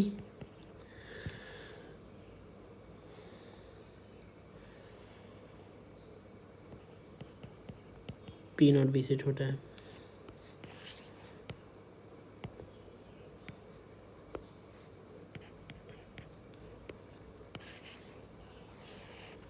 ठीक, अब इसका क्या मतलब है?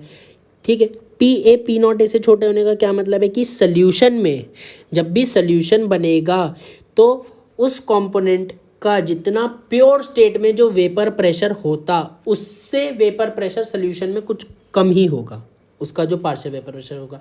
सपोज ए लिक्विड था तो ए लिक्विड प्योर स्टेट में जितना वेपर प्रेशर दिखा रहा था जो कि पी नॉट ए था, और अब जब सोल्यूशन बन गया तो अब जितना वेपर प्रेशर दिखाएगा इर्रिस्पेक्टिव कि उसका अमाउंट कितना लिया गया है। अगर सोल्यूशन बना तो जो वेपर प्रेशर सोल्यूशन में दिखाएगा सोल्यूशन फेज में वो कम होगा इन कंपैरिजन टू कि प्योर स्टेट में जितना वेपर प्रेशर था, प्रोवाइडेड कि टेम्परेचर कांस्टेंट है। टेम्परेचर ही बदल गया तो फिर हम वेरिएशन ही नहीं कर पाएंगे। सिमिलरली बी लिक्विड के लिए भी कि बी लिक्विड प्योर स्टेट में जितना वेपर प्रेशर होता उसका जो कि पी नॉट बी था, अगर उसी टेम्परेचर पे सोल्यूशन फेज में अगर हम vapour partial vapour pressure B का देखें तो वो कम ही होगा, चाहे आप अमाउंट कुछ भी ले लो बी का, पर सोल्यूशन होना चाहिए, ए और बी दोनों प्रेजेंट होने चाहिए। अब ऐसा क्यों होता है इसका रीज़न भी हम समझ सकते हैं। सरफेस ऑक्यूपेंसी से इसका रीज़न आता है। जब हमारा बर्तन में क्या थे, सिर्फ ए ही लिक्विड प्रेजेंट था, सिर्फ प्योर ए लिक्विड प्रेजेंट था। तो यानी कि सरफेस पे, पूरी सरफेस पे सिर्फ ए ही लिक्विड के पार्टिकल प्रेजेंट थे। पूरी सरफेस पे सिर्फ ए ही लिक्विड के पार्टिकल्स प्रेजेंट थे। ठीक है, तो पूरी सरफेस पे अगर ए लिक्विड के पार्टिकल प्रेजेंट थे, इसका क्या मतलब हुआ कि ए लिक्विड के पार्टिकल इवेपोरेट कर रहे थे। सरफेस के पार्टिकल इवेपोरेट करते हैं, तो सरफेस के, पूरी सरफेस पे ए लिक्विड के पार्टिकल थे, तो ए लिक्विड के पार्टिकल्स सरफेस वाले इवेपोरेट कर रहे थे, और इवेपोरेट करने के बाद क्या हो रहा था, वो गैसियस फॉर्म में कन्वर्ट हो रहे थे, रिवर्सिबली कन्वर्ट हो रहे थे, इक्विलिब्रियम आ रहा था, और वो वेपर प्रेशर अपना लगा रहे थे। ये तो प्योर स्टेट में बात हुई। अब जब सोल्यूशन बना तो क्या होगा, सरफेस पे जो पार्टिकल्स होंगे वो ए के होंगे, बी के होंगे, या दोनों के होंगे? ऑब्वियसली दोनों के होंगे, क्योंकि सोल्यूशन क्या है, होमोजेनियस मिक्सचर है। तो जैसा ही बल्क में जैसा होगा हमारा, वैसा ही हमारा सरफेस पे भी अरेंजमेंट होगा। तो बल्क में भी हमारे ए और बी दोनों है, तो सरफेस पे भी दोनों होंगे, क्योंकि होमोजेनियस मिक्सचर है। तो अब सरफेस पे ए के पार्टिकल भी होंगे, बी के पार्टिकल भी होंगे, लेकिन ए की प्योर स्टेट के कंपैरिजन में क्या, सरफेस पे पार्टिकल अब कम हो गए। हाँ, क्योंकि प्योर पे तो पूरी सरफेस पे ही ए के पार्टिकल थे, यहाँ पे कुछ कम हो गए, पहले से कुछ कम ही होंगे। अब जितना मोल फ्रैक्शन है, अमाउंट लिया, उस हिसाब से होगा वो तो, कि कितनी सरफेस पे ए के पार्टिकल है, लेकिन पहले से कम हो गए। प्योर स्टेट में तो पूरी सरफेस पे थे, अब ए के भी हैं, बी के भी हैं, तो ए के पार्टिकल एट सरफेस क्या हो गए, कम कर गए। और ए के पार्टिकल अगर सरफेस पे कम हो गए, मतलब इवेपोरेट भी कम होंगे, मतलब इवेपोरेशन भी कम होगा, और इवेपोरेशन भी कम होगा तो मतलब उनके द्वारा लगाया जाने वाला वेपर प्रेशर भी क्या हो जाएगा, कम हो जाएगा। सिमिलरली बी के लिए भी सेम एनालिसिस कर सकते हो कि बी के पहले पार्टिकल्स, अगर बी प्योर लिक्विड था तो उसके पार्टिकल पूरी सरफेस पे प्रेजेंट थे, लेकिन जब सोल्यूशन बन गया तो उसके पार्टिकल सरफेस पे अब भी प्रेजेंट हैं, लेकिन ए के भी पार्टिकल प्रेजेंट है, तो number of particles of B at surface क्या हो गए, कम हो गए। और अगर ऐसा हो गया तो इवेपोरेशन भी कम होगा, और लगाए जाने वाला वेपर प्रेशर भी क्या हो जाएगा, कम हो जाएगा। यानी कि पार्शियल वेपर प्रेशर हमेशा कम आएगा इन कंपैरिजन टू जो कि प्योर स्टेट में वेपर प्रेशर आएगा।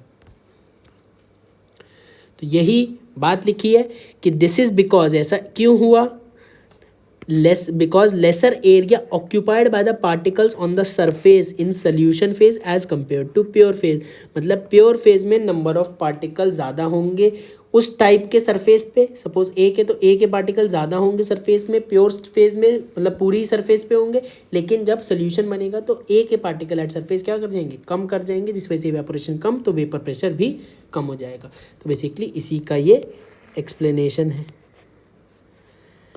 ठीक है, इसे एक्सप्लेनेशन लिखा है। ठीक है, चलो अपने को ये बात भी समझ में आ गई। अब एक बात अपने कर लेते हैं कि एक बात अपने को अभी भी रह गई कि इक्विलिब्रियम वाली कब हमें लगानी है मोल फ्रैक्शन, और हमें इनिशियल टाइम वाला कब लगाना है। ठीक है, ये बात अभी भी रह गई। तो मोल फ्रैक्शन ऑफ लिक्विड जो होगा तो हमेशा इक्विलिब्रियम वाले। इसको चाहो तो तुम थोड़ा सा वो भी कर लो, हाईलाइट भी कर लो, ये इक्विलिब्रियम वाला होता है। ठीक है, अब 95% क्वेश्चंस में हमें क्या, इनिशियल वाले लगा के ही काम चल जाएगा। तो पहली बात तो इनिशियल वाला लगा के ही काम क्यों चलेगा, और चलेगा भी तो कब हमें इनिशियल वाला लगाना है, कब हमें इक्विलिब्रियम वाला लगाना है, इस बात को एक बार समझ लेते हैं। तो इस बात को सपोज यही समझते हैं हम।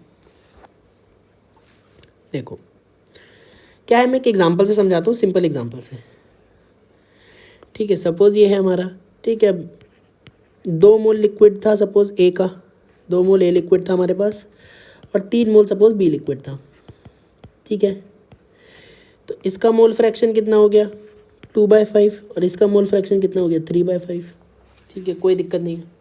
अब क्या होगा कि सरफेस के पार्टिकल इवेपोरेट करेंगे और वेपर्स में कन्वर्ट होंगे, और वेपर्स में कन्वर्ट होंगे, और वो वेपर फिर अपना वेपर प्रेशर लगाएंगे। ठीक है, तो अब क्या था कि जैसे कि हमारा 2 लिक्विड था, 2 लिक्विड हमारे 2 वोलेटाइल लिक्विड थे, वेपर्स में कन्वर्ट हो गए, वेपर प्रेशर लगा रहे थे।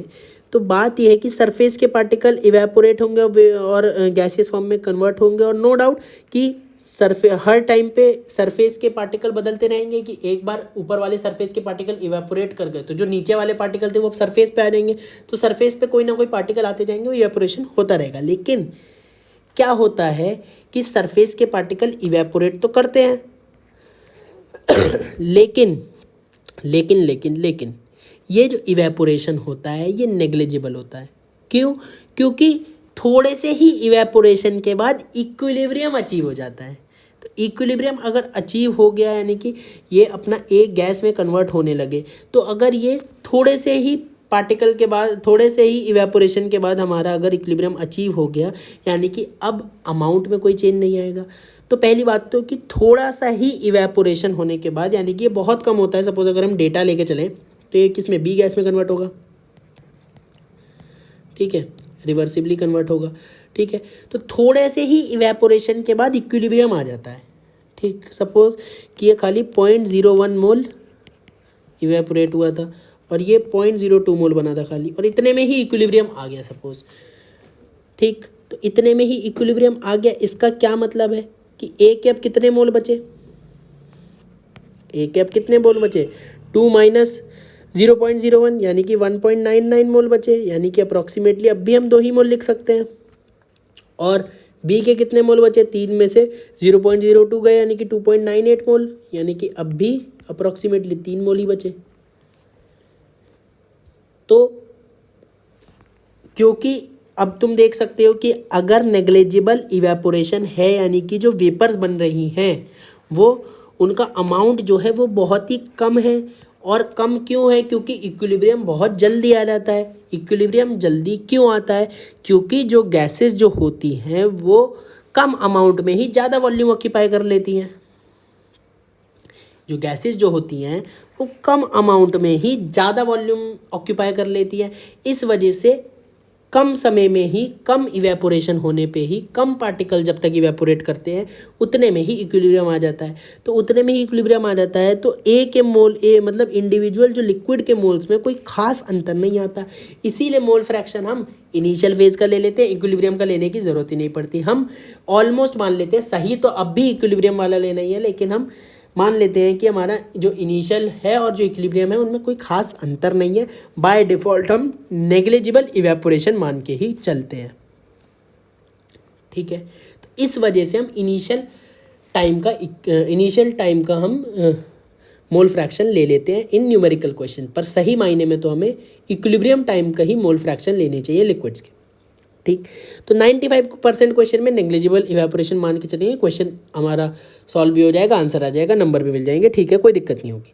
लेकिन अगर क्वेश्चन में खुद ही बोल दे कि the liquid is half evaporated, तो अब तुम नहीं मान लोगे कि लिक्विड हाफ इवेपोरेट हुआ है।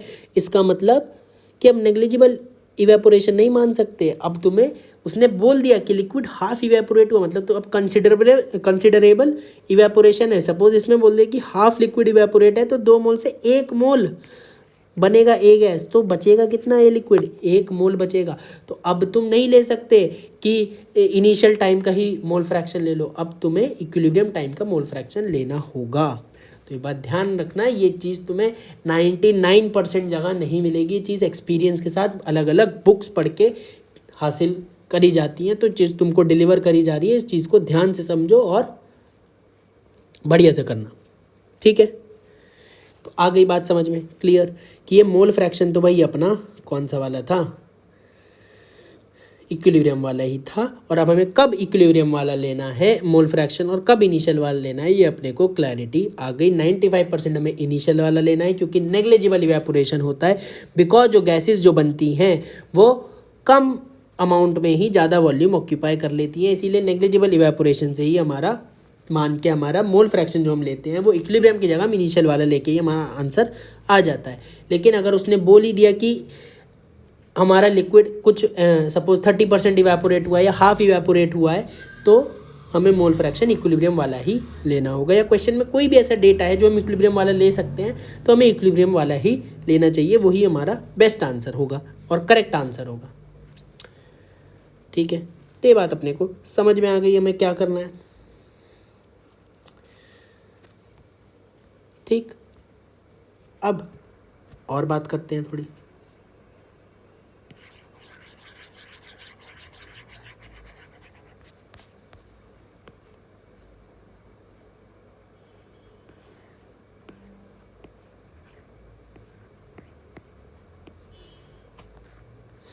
अब क्या बात करते हैं, अब देखो ये बात करते हैं कि ये जो हमारा है, अब देखो ए का वेपर प्रेशर आ गया, partial vapour pressure P A के बराबर आ गया, बी का partial vapour pressure P B के बराबर आ गया। लेकिन अगर सपोज मैं यहाँ मैनोमीटर लगा दूँ, यहाँ मैनोमीटर लगा दूँ तो वो क्या मेज़र करेगी, पी ए पी बी या कि P total? Obviously P total measure करेगी, यानी कि vapour pressure of solution measure करेगी। ठीक है, तो वेपर प्रेशर ऑफ सॉल्यूशन क्या होगा, वही हम बताना चाह रहे हैं।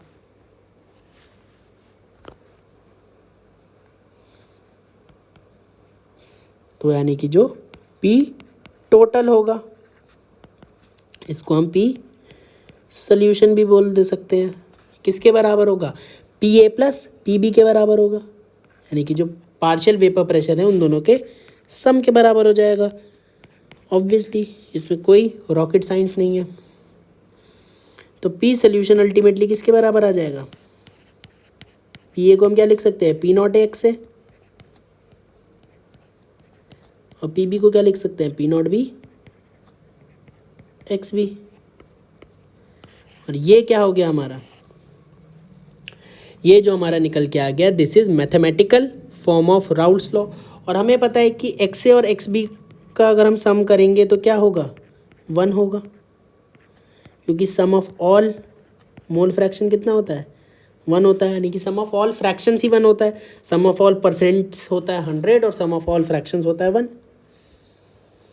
ठीक है, और ये जो पी सोल्यूशन आया that is vapour pressure of solution. क्या है, वेपर प्रेशर है सोल्यूशन का। ठीक है, अपने को बात समझ में आ गई। तो अगर 2 लिक्विड हैं तो पी सोल्यूशन यानी कि P total P A plus P B हो गया, 3 होते तो P A plus P B plus P C हो जाता, और यहाँ पे P not A X A plus P not B X B plus P not C X C हो जाता, और sum of all mole fraction में X A plus X B plus X C equal to 1 हो जाता। 3 से ज़्यादा होते तो 4 के लिए भी कर लेते, जितने भी होंगे हम उतने के लिए ये चीज़ एक्सटेंड करते जाएंगे। ठीक है, कोई दिक्कत नहीं है। अच्छा, मोल फ्रैक्शन अपने को निकालना आता ही है। मोल फ्रैक्शन निकालने के लिए वो क्या दे देगा, तो मास दे देगा आपको या मोल्स दे देगा, और मेरे जैसे एग्जामिनर हुआ तो कोई और कंसंट्रेशन टर्म दे देगा, और कंसंट्रेशन टर्म को आपको मोल फ्रैक्शन में बदलनी होगी, और कन्वर्जन ऑफ कंसंट्रेशन टर्म में हम लोग चैंपियन हैं।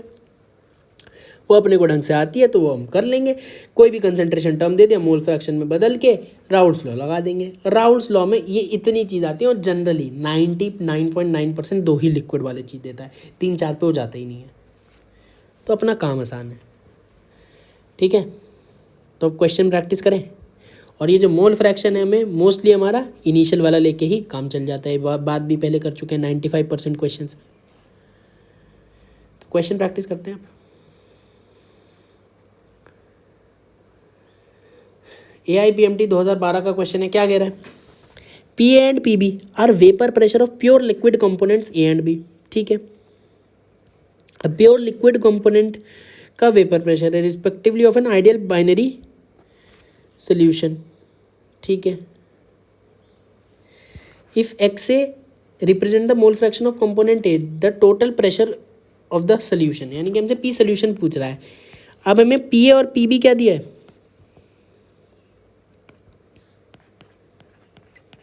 पी ए और पी बी हमें बेसिकली प्योर लिक्विड कंपोनेंट का वेपर प्रेशर दे दिया, यानी कि बेसिकली जिसे हम पी नॉट ए मानते हैं और पी नॉट बी मानते हैं उसे हमें पी ए और पी बी दे दिया है। कोई दिक्कत नहीं। तो पी सोल्यूशन हमारा 2 अगर कंपोनेंट होते हैं तो क्या आता है, P not A X A plus P not B X B, यही आता है। अभी तो देखा, P not A X A plus P not B X B. तो पी नॉट ए की जगह में क्या दिया है, पी ए दिया है एक्स ए, तो P A X A plus P B X B. ठीक है, बस प्योर को पी नॉट ए की जगह हमें पी ए दे दिया, इतनी सी बात है। और हमें क्या पता है कि एक्स बी को क्या लिख सकते हैं, 1 माइनस एक्स ए, 2 ही कंपोनेंट है, खुद ही कह रहा है क्वेश्चन में, तो इसको क्या लिख देंगे, 1 माइनस एक्स ए। ये क्या आ जाएगा हमारा, पी सोल्यूशन आ जाएगा। 4 ऑप्शन अलग अलग क्वेश्चन में गिवन थे, वो ऑप्शन मैंने बनाए नहीं, उसमें से एक इस टाइप का था, आंसर आ गया। तो ये क्वेश्चन एकदम बेसिक फंडामेंटल लेवल वाला था, इसमें कोई रॉकेट साइंस थोड़ी थी। आपको खाली राउल्स लॉ लिखना था, आपको खाली इतने से ही, यानी कि इतनी जो बात पड़ी इसमें एक्स बी को क्या 1 माइनस एक्स ए करके इसमें पुट करके आपको आंसर निकालना था। तो सिंगल स्टेप आपका आंसर था। ये क्वेश्चन AIPMT में आया हुआ है। अब ऐसे क्वेश्चन आते हैं तो आते हैं, सिंपल टॉपिक है, अच्छी बात है, सिंपल टॉपिक है, ठीक है। और क्वेश्चन करते हैं, जो भी अच्छे जितने भी बन पाएंगे हम अच्छे भी बनाएंगे, सिंपल भी करेंगे, सब टाइप के करेंगे, बिना मतलब उल जलूल बनाने के चक्कर में हम क्वेश्चन को टफ नहीं करेंगे, थोड़ा बहुत करेंगे जितना जाना चाहिए, लेकिन बिना मतलब नहीं जाएंगे। चलो ये क्वेश्चन कर दो।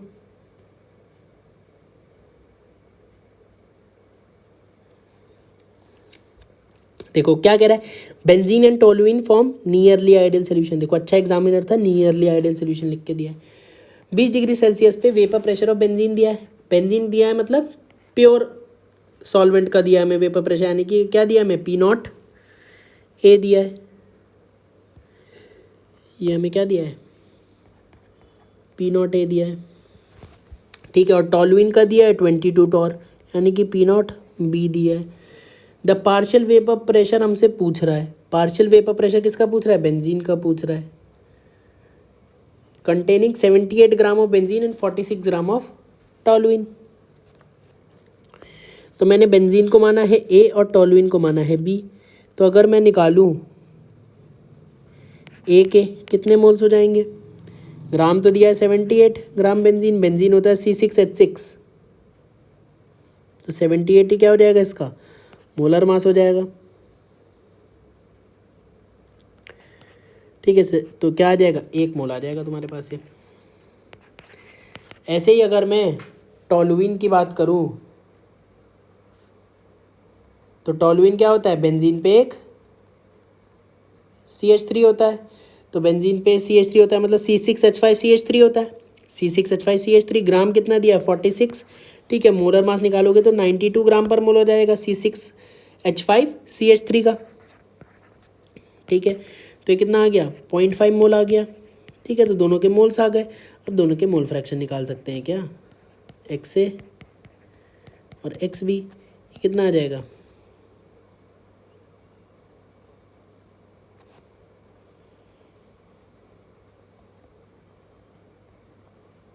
क्या आ जाएगा 2/3, और ये आ जाएगा अपना 1/3। अब हमें क्या निकालना है, partial vapour pressure of benzene निकालना है, यानी कि बेसिकली हमें PA निकालना है। तो PA क्या होगा हमारा P0 XA, P0 XA, अब P0 A कितना है, क्वेश्चन में दिया हुआ है 75 टॉर, और XA हमने निकाल लिया 2/3। तो क्या दिक्कत है अब हमारा, ये आ जाएगा हमारा 50 टॉर। तो क्या सिंपल क्वेश्चन था, मैंने करने में समझाने में समय लगाया, लेकिन क्वेश्चन तो अपना सिंपल था। 50 टॉर ऑप्शन है, ए ऑप्शन है हमारा। आंसर क्या आ जाएगा हमारा, ये आ जाएगा, ठीक है। आगे बढ़ते हैं। तो इस क्वेश्चन में क्या कह रहा है, करो, AIEEE 2009 का क्वेश्चन है। 2 लिक्विड है X और Y, आइडियल सोल्यूशन बना रहा है। 300 केल्विन पे वेपर प्रेशर आपको सोल्यूशन का दिया हुआ है, containing 1 mole X and 3 mole Y। उसी टेम्परेचर पे फिर तुम्हें दूसरा डेटा दिया है कि अगर 1 मोल और ऐड कर दिया जाए इसमें ऊपर वाले में सोल्यूशन में, तो वेपर प्रेशर सोल्यूशन का 10 mmHg से बढ़ जाता है। तुमसे वेपर प्रेशर पूछ रहा है X और Y का प्योर स्टेट में, यानी कि P0 A P0 B पूछ रहा है। तो P सोल्यूशन क्या होता है, P0 A XA plus P0 B XB। तो पहले सोल्यूशन का क्या है, वेपर प्रेशर 550 है, और x का सपोज x को मैं मान रहा हूँ A और y को मान रहा हूँ B, तो x को मैंने बोल दिया P0 A, ठीक है। अब XA कितना हो जाएगा, 1 मोल डाला है x का, 3 मोल y मिलाया है उसके साथ, तो x का मोल फ्रैक्शन कितना हो गया, 1/4 हो गया, प्लस P0 B, और 3 मोल y थे और 1 मोल x था, तो 3/4 हो गया मोल फ्रैक्शन y का, ठीक है। यहाँ से हम इसको सिंप्लीफाई करके भी लिख सकते हैं, P0 A plus P0 B, या थ्राइस ऑफ P0 B होगा बेसिकली, और वो 4 × 550, यानी कि अपना कितना 2200। इसी तरीके से आपका क्या बोल रहा है कि उसी टेम्परेचर पे आपने 1 मोल Y और ऐड कर दिया तो आपका वेपर प्रेशर कितना हो गया, 10 mmHg से बढ़ गया, यानी कि 550 से 10 बढ़ गया, यानी कि 560 mmHg हो गया। P0 A तो P0 A अब भी रहेगा, मोल फ्रैक्शन चेंज हो जाएगा, एक मोल वाई और ऐड कर दिया, यानी कि टोटल मोल कितने हो गए अब 5 हो गए। तो एक्स का मोल फ्रैक्शन कितना आ जाएगा 1/5 आ जाएगा, प्लस पी नॉट बी। और वाई का मोल फ्रैक्शन कितना, वाई के एक मोल बढ़ गया यानी कि 4 अपॉन टोटल मोल हो गए 5 अब। तो इसको भी रिड्यूस कर लोगे तो क्या आ जाएगा, P not A plus 4 times of P not B equal to 5 × 560 यानी कि अपना 2800। ठीक है, 2 इक्वेशन बन गई, हम इससे सॉल्व कर सकते हैं, 2 इक्वेशन 2 वेरिएबल। तो पी नॉट ए भी निकल जाएगा, यहाँ से सब्ट्रैक्ट कर देंगे नीचे वाली में से ऊपर वाली को, तो पी नॉट भी निकल जाएगा बेसिकली हमारा कितना 600, और पी नॉट ए फिर इसमें डालेंगे तो 400 आ जाएगा। ठीक है, 400 mmHg एंड पी नॉट भी हमारा 600 mmHg आ जाएगा। तो है कोई ऐसा ऑप्शन 400 600 वाला, ऑप्शन हो गया सी। तो आंसर हमारा कौन सा आ गया, सी आ गया। ठीक है, क्लियर, क्लियर और नॉट क्लियर, क्लियर, बहुत बढ़िया बात है। आगे बढ़ते हैं। इस क्वेश्चन में क्या कह रहा है, अगेन AIEEE का क्वेश्चन। 80 डिग्री सेल्सियस पे वेपर प्रेशर प्योर लिक्विड का दिया हुआ है, ए का, प्योर लिक्विड और बी का भी दिया हुआ है। मिक्सचर सोल्यूशन कह रहा है A and B boils at 80 degree Celsius and 1 atm pressure, the amount of A in the mixture is. ठीक है, तो बेसिकली तुम्हारे पास 2 लिक्विड हैं, 2 लिक्विड का तुम्हें सोल्यूशन बनाया, उन दोनों का प्योर स्टेट में तुम्हें क्या दिया हुआ है, वेपर प्रेशर भी दिया हुआ है, यानी कि तुम्हें क्या दिया है, पी नॉट ए है और पी नॉट बी ये दिया हुआ है। ठीक है, तुमसे amount of A in mixture पूछ रहा है, यानी कि मोल फ्रैक्शन निकाल लेंगे ए का। ठीक है, अब तुम्हें एक लाइन दी हुई है कि मिक्सचर जो है वो बॉईल कर रहा है किस पे, जो मेन पॉइंट है, mixture of a solution A and B boils at 80 degree Celsius and 1 atm pressure. तो यानी कि जो सोल्यूशन है उसका प्रेशर कितना दिया हुआ है तुम्हें, 1 atm दिया हुआ है। सोल्यूशन अगर बॉईल कर रहा है 80 डिग्री सेल्सियस पे 1 atm प्रेशर है, तभी तो बॉईल कर रहा है। देखो 80 डिग्री सेल्सियस पे चीज़ तुम कर रहे थे पूरा सोल्यूशन, और अगर उसी पे बॉईल कर रहा है, उस पे बॉईल कर रहा है ऐसा बोल रहा है, तो प्रेशर भी तो बता रहा है साथ में, प्रेशर कितना है सोल्यूशन का, 1 atm है।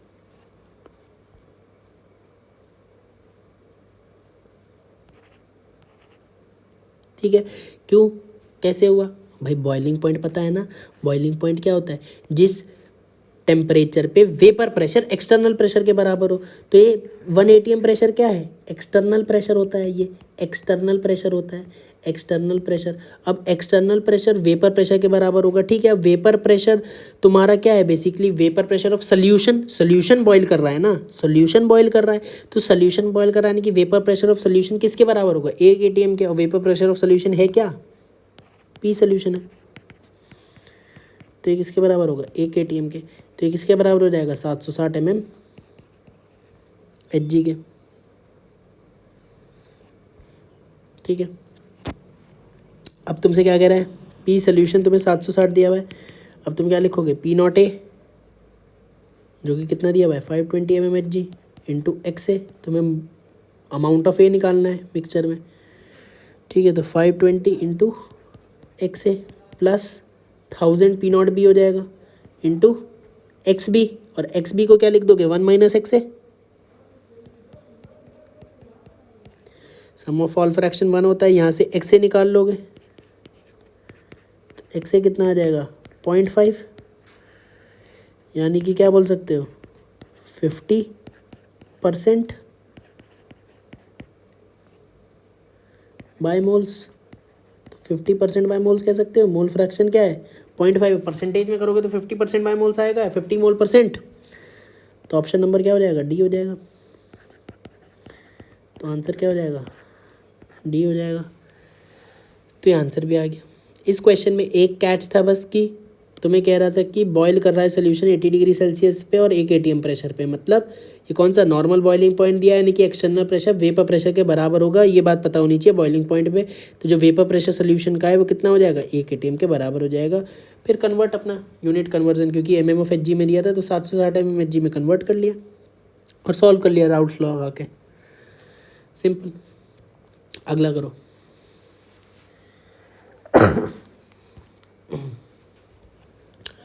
इसमें देखते हैं क्या कह रहा है। Liquid A and B form ideal solution over entire range of composition, ठीक है। टेम्परेचर टी पे इक्वीमोलर मिक्सचर है, इक्वीमोलर हमारा बाइनरी सोल्यूशन बन रहा है, और जो सोल्यूशन है उसका वेपर प्रेशर कितना दिया हुआ है, 45 टॉर है, इक्वीमोलर बाइनरी सोल्यूशन है, ठीक है। अब इक्वीमोलर बाइनरी सोल्यूशन बोलने का क्या मतलब है, मतलब दोनों को सेम मोल में लिया है। अगर एक मोल ए के लिए है तो एक ही मोल बी का लिया हुआ है, तो मोल फ्रैक्शन दोनों का कितना हो जाएगा, XA = XB हो जाएगा, यानी कि मोल फ्रैक्शन तो दोनों का हाफ ही हो जाएगा। और इस सोल्यूशन का वेपर प्रेशर कितना कह रहा है, 45 टॉर कह रहा है, 45 टॉर कह रहा है, यानी कि पी सोल्यूशन कितना है, 45 टॉर है। उसी टेम्परेचर पे क्या कह रहा है, फिर उसी टेम्परेचर पे एक न्यू सोल्यूशन बनाया जिसमें ए और बी का मोल फ्रैक्शन XA और XB है, तो उस सोल्यूशन का भी तुम्हें वेपर प्रेशर दिया हुआ है। तुम्हें वैल्यू ऑफ XA/XB पूछ रहा है न्यू सोल्यूशन में, तुम्हें vapour pressure of pure liquid ए दिया हुआ है। तो पहली बात, जब तुम पहला जो सोल्यूशन बना उसका पी सोल्यूशन क्या है, 45 टॉर है, जो किसके बराबर होगा, P0A XA, यानी कि 20 P0A तो दिया हुआ है ना, ये क्या है, vapour pressure of pure liquid है, यानी कि P0A ही तो है, ये हमारा P0 है। तो P0 XA हाफ ही है प्लस P0 भी, और XB भी हाफ ही है, तो यहाँ से हमारा क्या P0 भी निकल आ जाएगा, जो कि कितना आएगा, 70 टॉर। तो अगर ये 70 टॉर आ गया, तो अब हमें क्या करना है, अब हमारा न्यू सोल्यूशन का जो हमें चीज़ें निकालनी है वो निकालते हैं। तो न्यू सोल्यूशन के लिए क्या कह रहे हैं, नाउ न्यू सोल्यूशन के लिए दोबारा mathematical form of Raoult's law लगाएंगे। सोल्यूशन का वेपर प्रेशर हमें दिया है 22.5 टॉर, ये किसके बराबर होगा, P0A इंटू XA कह रहा है XA प्लस P0B, जो कि कितना है 70 आया हमारा, इंटू XB जिसको हम 1 - XA भी लिख सकते हैं। तो यहाँ से हम XA कैलकुलेट कर सकते हैं, जो कि कितना आ जाएगा 0.95 आ जाएगा। तो यहाँ से हमारा क्या XB भी आ जाएगा 1 - XA करके, यानी कि 1 - 0.95, यानी कि 0.05 क्या आ जाएगा, XB आ जाएगा, मोल फ्रैक्शन ऑफ B आ जाएगा। तुम्हें क्या बताना है, XA/XB बताना है, यानी कि 95/5 हो जाएगा, यानी कि 19/1 हो जाएगा, यानी कि सिंपली 19 ही हो जाएगा, ठीक है। 19/1 बोलो या 19 बोल दो, एक ही बात है। तो तुम्हारा आंसर क्या आ गया, 19 आ गया। तो JEE एडवांस का क्वेश्चन भी हो गया। देखो स्टेप बाय स्टेप करो, इस टॉपिक में टफ क्वेश्चन बनते ही नहीं है तो कहाँ से लाऊं, ठीक। फिर भी हमने सब तरीके के क्वेश्चन देखे, नीट के क्वेश्चन देखे, AIEEE के देखे, JEE मेन के देखे, JEE एडवांस के भी देख लिए। अब एक क्वेश्चन मेरा भी कर दो, एक क्वेश्चन मैं लाया हूँ छाट के भी कर दो।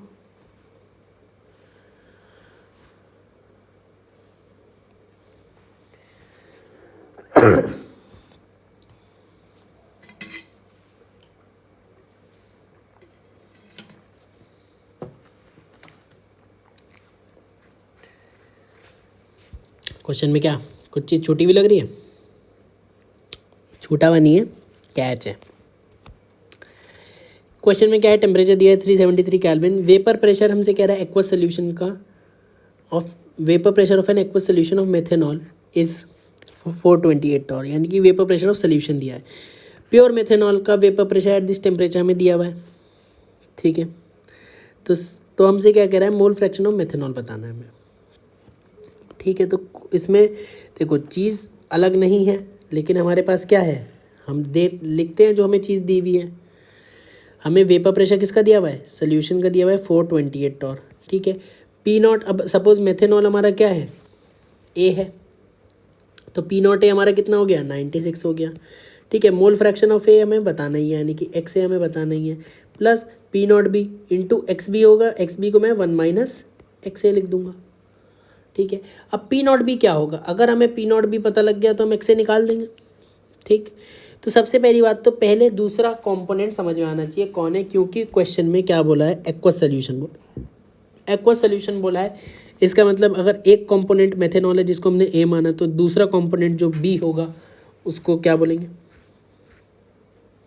वो क्या होगा, पानी होगा, वाटर होगा, जल होगा। और दूसरा क्या कह रहा है, एट 373 केल्विन बात कर रहा है। अब 373 केल्विन क्यों यूनिक है, क्योंकि ये 100 डिग्री सेल्सियस है, और 100 डिग्री सेल्सियस क्या होता है, नॉर्मल बॉइलिंग पॉइंट होता है वाटर का। यानी कि नॉर्मल बॉइलिंग पॉइंट का क्या मतलब है कि 100 डिग्री सेल्सियस पे अगर एक्सटर्नल प्रेशर 1 atm हो तो वाटर बॉईल कर जाएगा। ठीक है, अगर या एक्सटर्नल प्रेशर 1 atm हो तो 100 डिग्री सेल्सियस पे वाटर बॉईल कर जाएगा। और वाटर बॉईल कर जाएगा इसका क्या मतलब है कि वेपर प्रेशर एक्सटर्नल प्रेशर के बराबर होगा, और 100 डिग्री सेल्सियस है नॉर्मल बॉइलिंग पॉइंट है, मतलब कि 1 atm एक्सटर्नल प्रेशर लग ही रहा होगा, और 1 atm एक्सटर्नल प्रेशर है तो वेपर प्रेशर ऑफ वाटर भी किसके बराबर हो जाएगा, 1 atm के बराबर हो जाएगा। तो वेपर प्रेशर ऑफ वाटर किसके बराबर हो जाएगा, यानी कि पी नॉट वाटर किसके बराबर हो जाएगा, 1 atm के बराबर हो जाएगा, और 1 atm किसके बराबर, 760 टॉर के बराबर। तो यहाँ पे सिंपली हम पी नॉट बी जो तो हमारा वो बेसिकली वाटर था, यानी कि पी नॉट वाटर था, यानी कि हमें वाटर का वेपर प्रेशर लिखना था प्योर फेज में, और जो कि हमारा 760 टॉर होता है अगर 100 डिग्री सेल्सियस पे बात कर रहे हैं। तो यहाँ से हम क्या एक्स ए निकाल सकते हैं सिंपली, तो एक्स ए हमारा कितना आ गया, 0.5 आ गया। तो देखो क्वेश्चन टफ नहीं था, हमें बॉइलिंग पॉइंट का मतलब समझ में आना चाहिए कि बॉइलिंग पॉइंट क्या है, वेपर प्रेशर एक्सटर्नल प्रेशर के बराबर होता है, नॉर्मल बॉइलिंग पॉइंट क्या होता है, स्टैंडर्ड बॉइलिंग पॉइंट क्या होता है। तो जब ये सारी चीज़ें हमें पता रहेंगी तो हम क्वेश्चन को अच्छे से हैंडल कर पाएंगे। तो राउल्स लॉ के ऊपर हमने क्वेश्चन देखे, सभी टाइप के क्वेश्चन देख लिए, तो इस पे इतना ही है। अगली इसमें एक सब प्रोफाइल आती है जो कि है composition in vapour phase. Composition in vapour phase क्या है, वही हमारा बाइनरी सोल्यूशन है। देखो वहीं से बात समझो आप, ठीक है, वही हमारा बाइनरी सोल्यूशन है, वही अपना है बाइनरी सोल्यूशन। पहले तो हम क्या कर लेते हैं, बर्तन बना लेते हैं। ठीक है, बर्तन कैसा है अपना, क्लोज्ड है। ठीक है, क्लोज्ड वेसल है, तभी इक्विलिब्रियम अचीव होगा। इसीलिए मैं बर्तन को आउटलाइन बना रहा हूँ, क्योंकि क्लोज समझ में आना चाहिए, that is a important thing. ठीक, अब तुम्हारे 2 लिक्विड प्रेजेंट थे, वही पुरानी बात, एक ए लिक्विड था, एक बी लिक्विड था।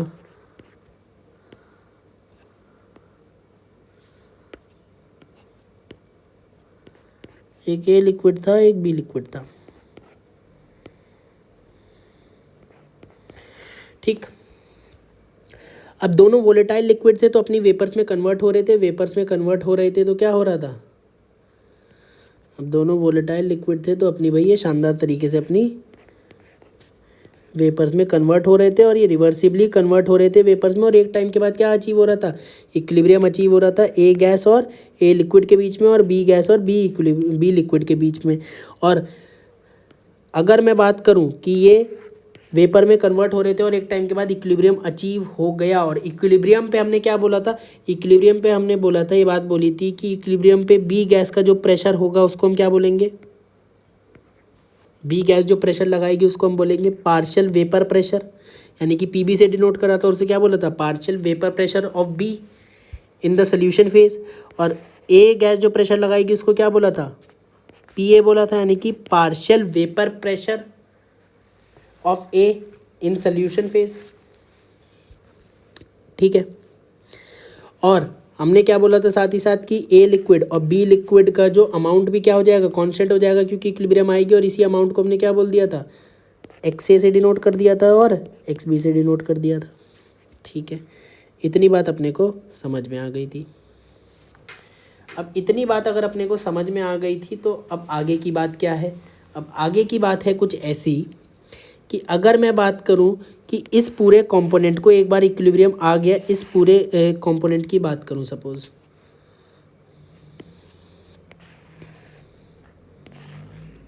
इस कंपोनेंट की मैं बात करूं, एक बार इक्विलिब्रियम आ गया, तो एक बार इक्विलिब्रियम आ गया और मैं इस कंपोनेंट की बात करूं तो क्या इसको मैं एक गैसियस मिक्सचर की तरह ट्रीट कर सकता हूं कि यहाँ पे ए गैस और बी गैस ही तो है इस पूरे कंपोनेंट में, ये वाले इलाके में, ये वाला जो इलाका है इसमें ए गैस और बी गैस ही तो एक तरीके से गैसियस मिक्सचर ही है। तो गैसियस मिक्सचर है और इनके ऑब्वियसली अमाउंट भी कांस्टेंट है क्योंकि इक्विलिब्रियम आ गया तो इनके अमाउंट भी क्या होंगे? कांस्टेंट होंगे, यानी कि इनका कंपोजिशन भी क्या रहेगा? कांस्टेंट रहेगा। तो अगर मैं, ये भी गैस है ये भी गैस है, तो अगर मैं इनका क्या मोल फ्रैक्शन निकाल सकता हूँ? बिल्कुल निकाल सकता हूँ। तो मैं सपोज इसके मोल फ्रैक्शन को क्या बोल दूँ? YA बोल दूँ। ए के मोल फ्रैक्शन को क्या बोल दूँ? YA बोल दूँ। और बी के मोल फ्रैक्शन को YB बोल दूँ। अब ये YA और YB क्या है? YA YB कुछ नहीं है, these are mole fraction in vapour phase of A and B respectively. YA is the mole fraction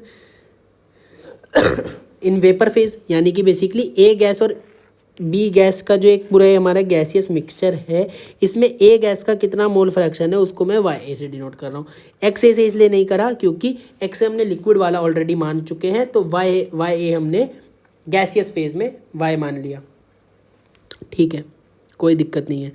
ये सब चीज़ कांस्टेंट होंगी, YA YB PA PB XA XB, क्योंकि इक्विलिब्रियम आ गया तो ऑल मेजरेबल प्रॉपर्टी कांस्टेंट हो जाती है इक्विलिब्रियम पे, तो ये सारी चीज़ें भी कांस्टेंट होंगी। तो अगर मैं बात करूँ किसी भी गैसियस मिक्सचर की अबव द लिक्विड, तो हम इसको गैस की तरह ट्रीट कर सकते हैं, गैसियस मिक्सचर की तरह ट्रीट कर सकते हैं। और ट्रीट कर सकते हैं तो हम यहाँ डाल्टन लॉ भी लगा सकते हैं। और डाल्टन लॉ लगा सकते हैं तो डाल्टन साहब ने क्या कहा था कि पार्शियल प्रेशर जो होता है, पार्शियल प्रेशर जो हर गैस का होता है वो क्या होता है? वो होता है mole fraction of gas, mole fraction of that gas, obviously mole fraction of that gas, जिस गैस का हमें पार्शियल प्रेशर निकालना है, into total pressure.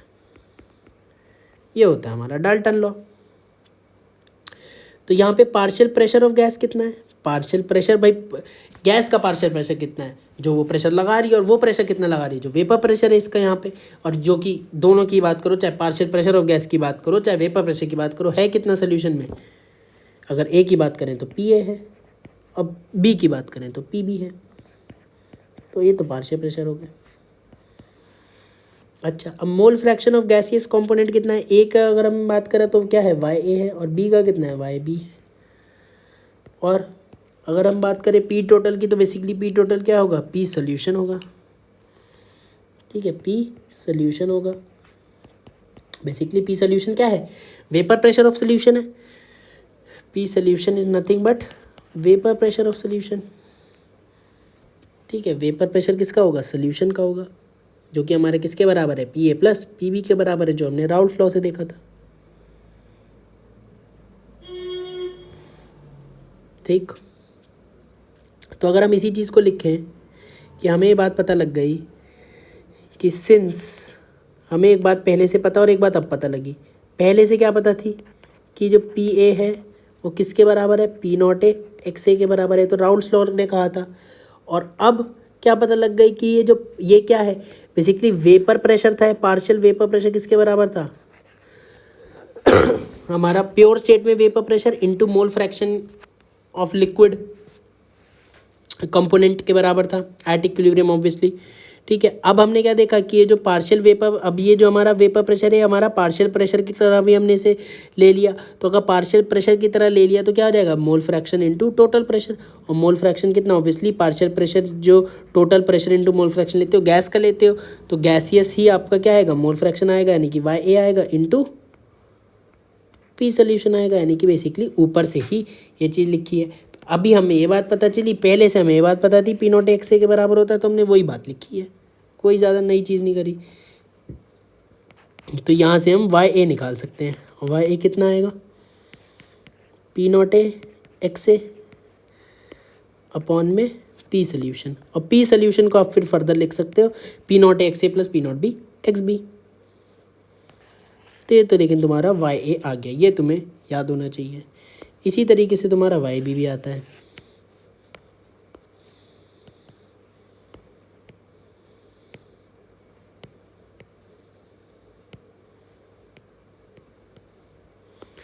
Y B क्या आ जाएगा, P not B X B upon में पी सोल्यूशन। पी सोल्यूशन को फिर P naught X A plus P not B X B लिख सकते हो। अब यहाँ पे ये सब बातें तो हमें समझ में आई, लेकिन क्या समझ में आनी चाहिए, एक तो बहुत इंपॉर्टेंट बात कि वाई ए और वाई बी क्या है, ये अपने को अच्छे से क्लैरिटी होनी चाहिए इसकी कि वाई ए वाई बी है तो ये मोल फ्रैक्शंस ही, और ए और बी के ही हैं, लेकिन किस में, इन वेपर फेज। ठीक है, और हम क्या कह सकते हैं, और जैसे हम वहाँ भी कहते हैं मोल फ्रैक्शन में भी बात कहते हैं कि x A plus X B किसके 1 के बराबर हो जाता है, तो यहाँ Y A plus Y B भी किसके बराबर आ जाएगा, 1 के बराबर आ जाएगा। सम ऑफ ऑल फ्रैक्शंस 1 होता है, और वरना नहीं बात समझ में आ रही तो कर लो, वाई ए भी है वाई बी भी है, जोड़ दो। तो न्यूमरेटर में क्या आ जाएगा, P naught X A plus P not B X B, denominator में पी सोल्यूशन आ जाएगा, और जो न्यूमरेटर है P naught X A plus P not B X B वो क्या है, वो भी पी सोल्यूशन है, तो Y A plus Y B क्या हो जाएगा, 1 के बराबर आ जाएगा। न्यूमरेटर डिनोमिनेटर क्या कर देगा, मार देगा। ठीक है, तो Y A plus Y B equal to 1 आ जाएगा, और वाई ए और वाई बी क्या है, मोल फ्रैक्शन है, किसमें, वेपर फेज में। ठीक, तो ये अपने को ये चीज़ ध्यान होनी चाहिए, ये कैसे लिखते हैं, वाई ए वगैरह कैसे लिखते हैं, मोल फ्रैक्शन इन वेपर फेज किस तरीके से लिखते हैं, और बेसिकली हमें ये बात तो पता ही होती है। तो इतनी बात अपने को समझ में आनी चाहिए। डाल्टन्स लॉ एक और लगाना आना चाहिए बस, बेसिकली डाल्टन्स लॉ आता है तो ये चीज़ कोई नई चीज़ नहीं है। ठीक है,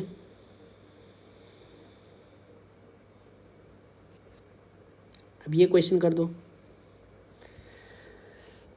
इस क्वेश्चन में हमसे क्या कह रहा है, एक सोल्यूशन है 1:4 मोल रेशियो में पेंटेन और हेक्सेन का, वेपर प्रेशर हमसे कह रहा है प्योर हाइड्रोकार्बन का, अगर 440 और 120 mmHg है, पेंटेन और हेक्सेन का respectively, mole fraction of pentane in vapour phase हमसे पूछ रहा है। तो अगर मैं पहली बात तो पेंटेन को बोल दूं ए और हेक्सेन को बोल दूं बी।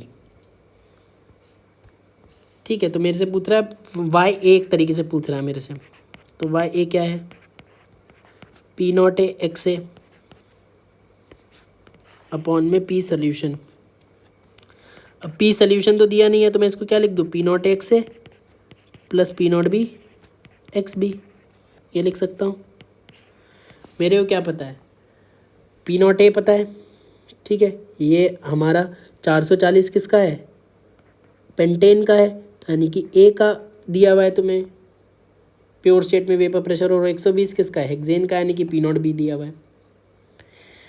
ठीक है, तो तुम क्या लिख सकते हो यहाँ पे,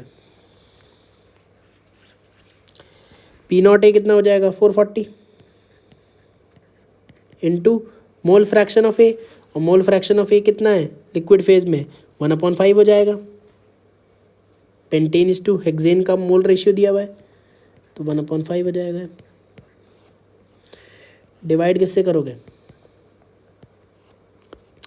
P not A X A, P not A कितना हो जाएगा 440 इंटू मोल फ्रैक्शन ऑफ कितना A 1/5 plus P not B जो कि कितना है 120 into mole fraction of B जो कि कितना है 4/5।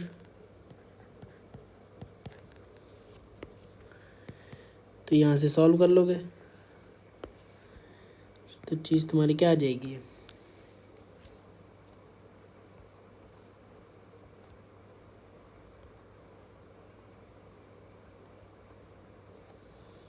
क्या आ जाएगा सॉल्व करके 0.478। तो 0.478 है क्या कोई ऑप्शन, बिल्कुल है, तो आंसर क्या आ जाएगा, डी आ जाएगा। तो क्या सिंपल कैलकुलेशन थी, कोई ऐसे रॉकेट साइंस नहीं थी इसमें, जो चीज़ हमने पढ़ी हुई है वही चीज़ हमें दी हुई थी, सिंपल फार्मूला बेस्ड क्वेश्चन था, कोई लंबा चौड़ा क्वेश्चन नहीं था, सिंपल। तो AIPMT का क्वेश्चन है 2015 का, हो गया, कॉन्फिडेंस लाओ अपने अंदर, हो गया। अब ये क्वेश्चन करो, क्वेश्चन बड़ा देख के 4 लाइनें देखी, थोड़ा क्वेश्चन में टेक्स्ट देखा तो घूम गए, ऐसी चीज़ नहीं करनी है। ठीक, क्वेश्चन ध्यान से देखो क्या क्वेश्चन कहना चाह रहा है, फिर चीज़ को इंटरप्रेट करो। ध्यान से देखते हैं क्या कह रहा है। Which of the following statement about composition of vapour over an ideal 1:1 molar mixture of benzene and toluene is correct. Assume that the temperature is constant and 25 degree Celsius. Given vapour pressure data at 25 degree Celsius. Benzene का vapour pressure दिया हुआ है और toluene का दिया हुआ है। Suppose मैं बेंजीन को बोल देता हूँ अपना ए और टॉलुइन को बोल देता हूँ बी, तो मेरे को P0 A दिया हुआ है और P0 B भी दिया हुआ है। ठीक है भाई, ठीक है। मोल फ्रैक्शन दोनों का दिया हुआ है। ठीक है, बेसिकली मोलर मिक्सचर दिया हुआ है, जैसे रेशियो दिया हुआ था पिछले 1:1 मोलर मिक्सचर, तो मोल फ्रैक्शन कितना हो जाएगा दोनों का, आधा हो जाएगा, यानी कि x से xp के बराबर हो जाएगा, जो कि हाफ हो जाएगा। और अपने को क्या बोला है, वेपर में किसका ज़्यादा परसेंटेज होगा, यानी कि दोनों के हम वेपर फेज में क्या कंपोजिशन निकाल लें, मोल फ्रैक्शन निकाल लें, वाई ए और वाई बी निकाल लें, जो ज़्यादा होगा उसका ज़्यादा परसेंटेज होगा वेपर में। तो सपोज़ हम बेंजीन का निकालते हैं, वाई ए निकालते हैं मतलब, ठीक है। तो क्या होगा, P0 A X A upon में P सल्यूशन। अब सल्यूशन तो कुछ दिया नहीं है हमें, तो P0 A X A plus P0 B X B, क्योंकि बाइनरी सल्यूशन है। ठीक है, तो P0 A अपने को दिया हुआ है, हाँ बिल्कुल दिया हुआ है, 12.8 किलो पास्कल। ठीक है, मोल फ्रैक्शन कितना, 1:1 मोलर रेशियो था, तो मोल फ्रैक्शन हाफ हो गया। ठीक है, P0 A वही हो जाएगा 12.8 into half, plus P0 B 3.85 है किलो पास्कल। ठीक है, यूनिट का फर्क नहीं पड़ेगा, बस आप तीनों प्रेशर सेम यूनिट में लो। ऐसा नहीं कि आपको ये प्रेशर एटीएम में ही लेने होते हैं, पास्कल में लेने होते हैं, टॉर में लेने होते हैं। बेसिकली अगर आप यहाँ प्रेशर ले रहे हो, तो अगर तीनों प्रेशर एक यूनिट में ले रहे हो, तो ऊपर से यूनिट कट ही जाएगी। तो बस तीनों प्रेशर एक यूनिट में लो, कोई स्पेसिफिक यूनिट में लेने की ज़रूरत नहीं है। लेकिन मोल फ्रैक्शन इसका भी हाफ हो गया, सब चीज़ हमें दी हुई है, तो भाई इसमें क्या दिक्कत है।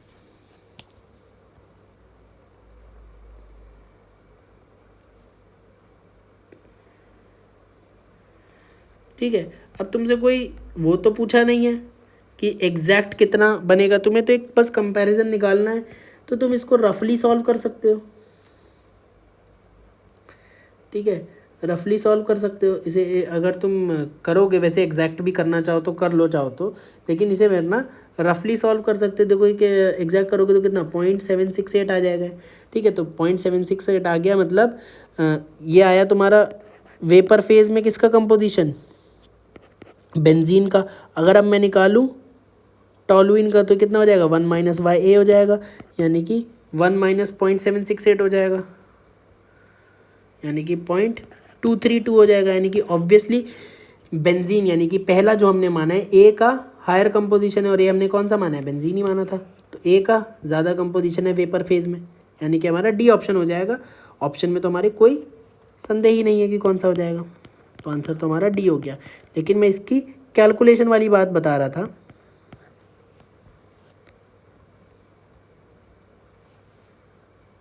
ठीक, सपोज देखो 12.8 था और ये 16.65 था। अब तुम्हें एग्जैक्ट तो क्वेश्चन में पता लग रहा है, कोई कैलकुलेशन नहीं करनी, तो तुम क्या करो, इसको थोड़ा सा बढ़ा दो और इसको थोड़ा सा कम कर दो, तो आंसर में बहुत ज़्यादा अंतर नहीं आएगा। क्योंकि अगर इसको थोड़ा कम करोगे तो आंसर उसकी वजह से थोड़ा सा इंक्रीज़ होगा, और इसको थोड़ा बढ़ाओगे हल्का सा, मतलब हल्का सा चेंज कर दोगे, तो आंसर थोड़ा सा तुम्हारा ज़्यादा आएगा। आंसर थोड़ा सा ज़्यादा आएगा जो एक्चुअल से, पर थोड़ा सा ही ज़्यादा आएगा, बहुत ज़्यादा अंतर नहीं पड़ेगा। सपोज़ इसको तुम 13 ले लोगे और इसको तुम 16.5 ले लोगे, तो जब तुम ऐसा करके अगर सॉल्व करोगे, सपोज 13 ले लिया और नीचे डिनोमिनेटर में 16.5 ले लिया, तो तुम्हारा रफली 0.78 आ जाएगा। तो 0.78 और 0.76 में कोई ख़ास अंतर नहीं है, तो 0.76 और 0.78 में अगर कोई ख़ास अंतर नहीं है, तो तुम्हारा आंसर तो तब भी आ गया कि ए का higher composition in vapour phase, यानी कि benzene will have more percentage in vapour phase. ठीक, इवन तुम 12/16 भी ले लेते, अगर तुम्हें बिल्कुल ही आसान करना है 12/16 भी ले लो, कोई खास अंतर नहीं पड़ेगा उसमें। 12/16 भी करोगे कितना, देखो 4 3 12 और 4 4 16, तुम्हारा कितना 0.75 आता तब भी। ठीक है, तो 0.75 आता, उससे भी बहुत ज़्यादा अंतर नहीं पड़ता। तो इन टाइप के क्वेश्चन में जब तुम्हें न्यूमेरिकल पूछा ही नहीं है कि न्यूमेरिकल वैल्यू कहीं पूछी है क्वेश्चन में, नहीं पूछी, तो तुम अप्रॉक्सीमेशन करके आंसर निकालो। हाँ, जेई का क्वेश्चन है, कोई सब्जेक्टिव क्वेश्चन, न्यूमेरिकल वाले क्वेश्चन है, उसमें नहीं लगा सकते। जेई के सिंगल करेक्ट क्वेश्चन है, लगा सकते हो। ऑप्शन अगर दूर दूर है, ऑप्शन पास पास है, तो फिर नहीं लगा सकते। थ्योरेटिकल जैसे इसमें कुछ पूछा है तो लगा सकते हो। ठीक, तो vapour will contain higher percentage of benzene, D option हो जाएगा। नीट 2016 का क्वेश्चन कर दिया। जेई मेंस का क्वेश्चन कर दो अब एक, नीट के 2 क्वेश्चन देखे, जेई मेंस का भी कर दो अब एक। ठीक, ये सब्जेक्टिव वाला है, इसमें अप्रॉक्सीमेशन नहीं लगानी क्योंकि नियरेस्ट इंटीजर में राउंड ऑफ करना है। तो क्या कह रहा है, at 20 degree Celsius vapour pressure of benzene 70 torr and that of methyl benzene. Methyl benzene हमारी 12 ही नहीं है बेसिकली, 20 टॉर। तो मैंने बेंजीन को माना ए और मिथाइल बेंजीन को माना बी, तो ये मेरा है P0 A और ये मेरा है P0 B। ठीक है, अब क्या कह रहा है, the mole fraction of benzene in vapour phase above an equimolar mixture of benzene and methyl benzene. Equimolar है यानी कि दोनों का मोल फ्रैक्शन कितना हो जाएगा, बराबर हो जाएगा, यानी कि XA equal to XB equal to half. ठीक है, 1-2 क्वेश्चन में हम ये चीज़ देख ही चुके हैं। तुमसे क्या पूछ रहा है, YA पूछ रहा है बेसिकली। तो YA अगर तुमसे पूछ रहा है तो तुम कैसे करोगे, P0 A XA होता है, अपॉन में P सोल्यूशन। अब P सोल्यूशन तो एज इट इज़ दिया हुआ नहीं है, तो तुम क्या करोगे, बाइनरी सोल्यूशन है, क्वेश्चन में दिया हुआ ही है, बेंजीन और मिथाइल बेंजीन का है, तो P0 XA plus P0 B XB लिख दोगे P सोल्यूशन को। P0 A भी पता है तुम्हें कितना दिया है, 70 टॉर। मोल फ्रैक्शन है तुम्हारा हाफ। ठीक, डिवाइड बाय किससे करोगे, 70 इंटू हाफ तो अभी भी होगा, P0 A होगा, into mole fraction half plus P0 B कितना है 20 torr, into mole fraction half कितना आया, सॉल्व कर लोगे। ठीक है, तो हाफ हाफ तो कॉमन होके कट जाएगा, 0 से 0 कट जाएगा, तो 7/9 आ जाएगा, 7/9। अब आपको आंसर किसके टर्म्स में देना है, समथिंग इंटू 10⁻⁻², तो इंटू 10⁻⁻² करना है, तो 700/9 इंटू 10⁻², ये आपका आंसर आएगा। तो यानी कि आपका आंसर क्या आएगा, 77.77 इंटू 10⁻²। तो आपका ये वाली वैल्यू आपको बतानी है, तो क्या है 77.77। तो आपको इसको नियरेस्ट इंटीजर में राउंड ऑफ करना है क्योंकि क्वेश्चन में बोल रहा है, तो इसका नियरेस्ट इंटीजर क्या होगा,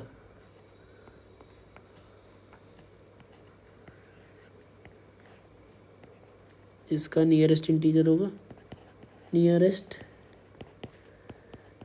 इंटीजर 78।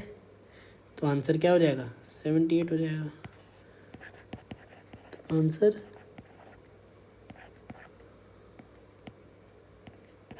78 हो गया। ठीक है, तो क्वेश्चन में फिर से यार देखो यार, वही चीज़ें थी, नीट में भी वही चीज़ आ रही है, AIEEE जेई मेन सब में सेम चीज़ें ही पूछी जा रही हैं। तो चीज़ें तो वही हैं, इनमें कोई ख़ास अंतर आने वाला नहीं है। ये क्वेश्चन भी हो गया, आगे बढ़ते हैं, क्वेश्चन भी कर दो एक।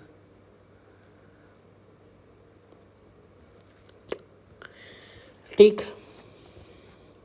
तो 2 लिक्विड ए और बी आइडियल सोल्यूशन बना रहे हैं। Ratio of vapour pressure of pure liquid A and B are 3:5। अब तुम्हें वेपर प्रेशर का रेशियो दिया है, यानी कि ए और बी का प्योर स्टेट में, यानी कि P0 A upon P0 B दिया हुआ है। तो P0 A upon P0 B अगर तुम्हें दिया हुआ है, कितना दिया हुआ है, 3/5, 3:5 मतलब 3/5। तुमसे कह रहा है mole fraction of A in liquid solution at equilibrium with vapours is 0.4।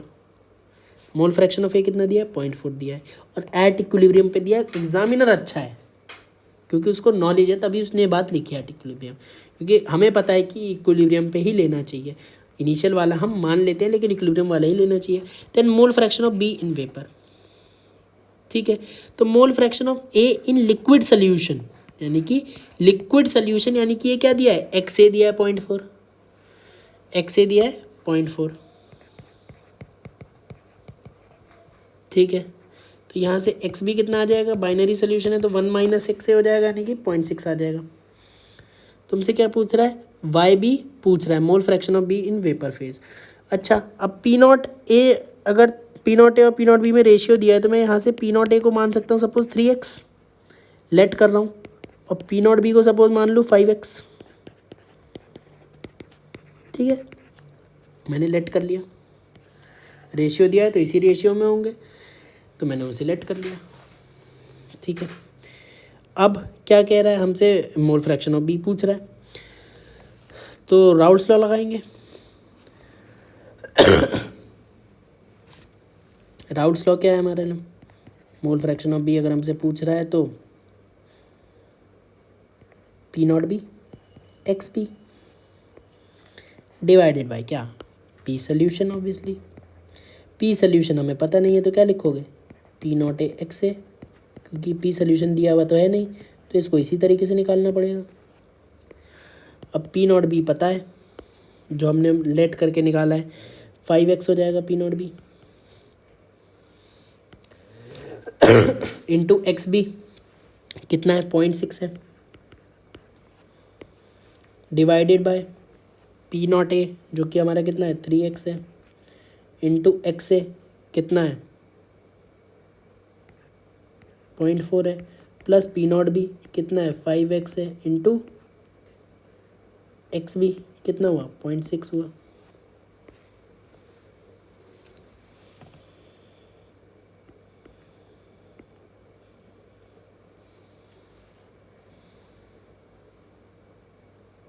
ठीक है, ये डॉट से कंफ्यूज ना हो, ये डॉट मतलब मल्टीप्लिकेशन वाला है, चाहो तो डॉट मत लिखो, कंफ्यूज ना होना।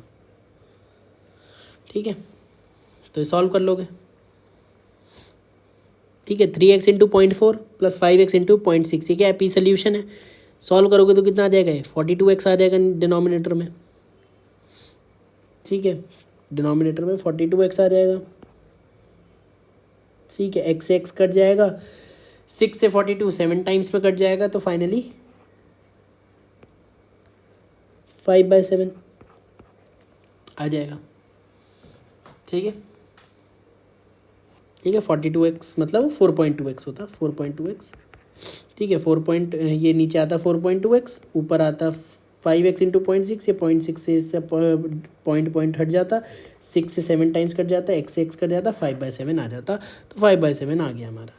अब 5/7 कौन से ऑप्शन में, बी ऑप्शन में, तो आंसर क्या हो जाएगा, बी हो जाएगा। ठीक है, तो ये भी हो गया। तो एक बार रीकैप करें कि आज क्या करा।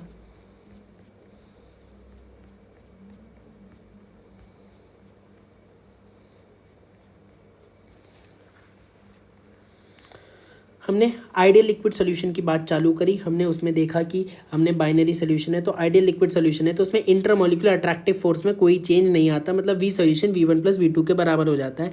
तो आइडियल मिक्सिंग में हमने ये सारी प्रॉपर्टीज देखने, एक बार देख लो, अपने दिमाग में इम्बाइब कर लो। इसके ऊपर हमने फिर 2-3 क्वेश्चन भी आगे चल के देखे थे। हमने बात करी कि कंप्लीटली आइडियल सोल्यूशन तो कोई होता नहीं है, नियरली आइडियल सोल्यूशन हमारे पाए जाते हैं, उनके एग्जांपल्स हमने बात करी, और इनको कैसे देखते हैं कि इंटरमोलिकुलर अट्रैक्टिव फोर्स की टाइप तो सेम होनी चाहिए इनमें, लेकिन दूसरी बात स्ट्रक्चरल सिमिलैरिटी होनी चाहिए, और साथ ही साथ एक वेरी डाइल्यूट जो सोल्यूशन होते हैं वो they are also example of nearly ideal solution. ठीक, तो ये हमने खास बात एक देखी थी, 1-2 क्वेश्चन देखे थे, बेसिक क्वेश्चन थे।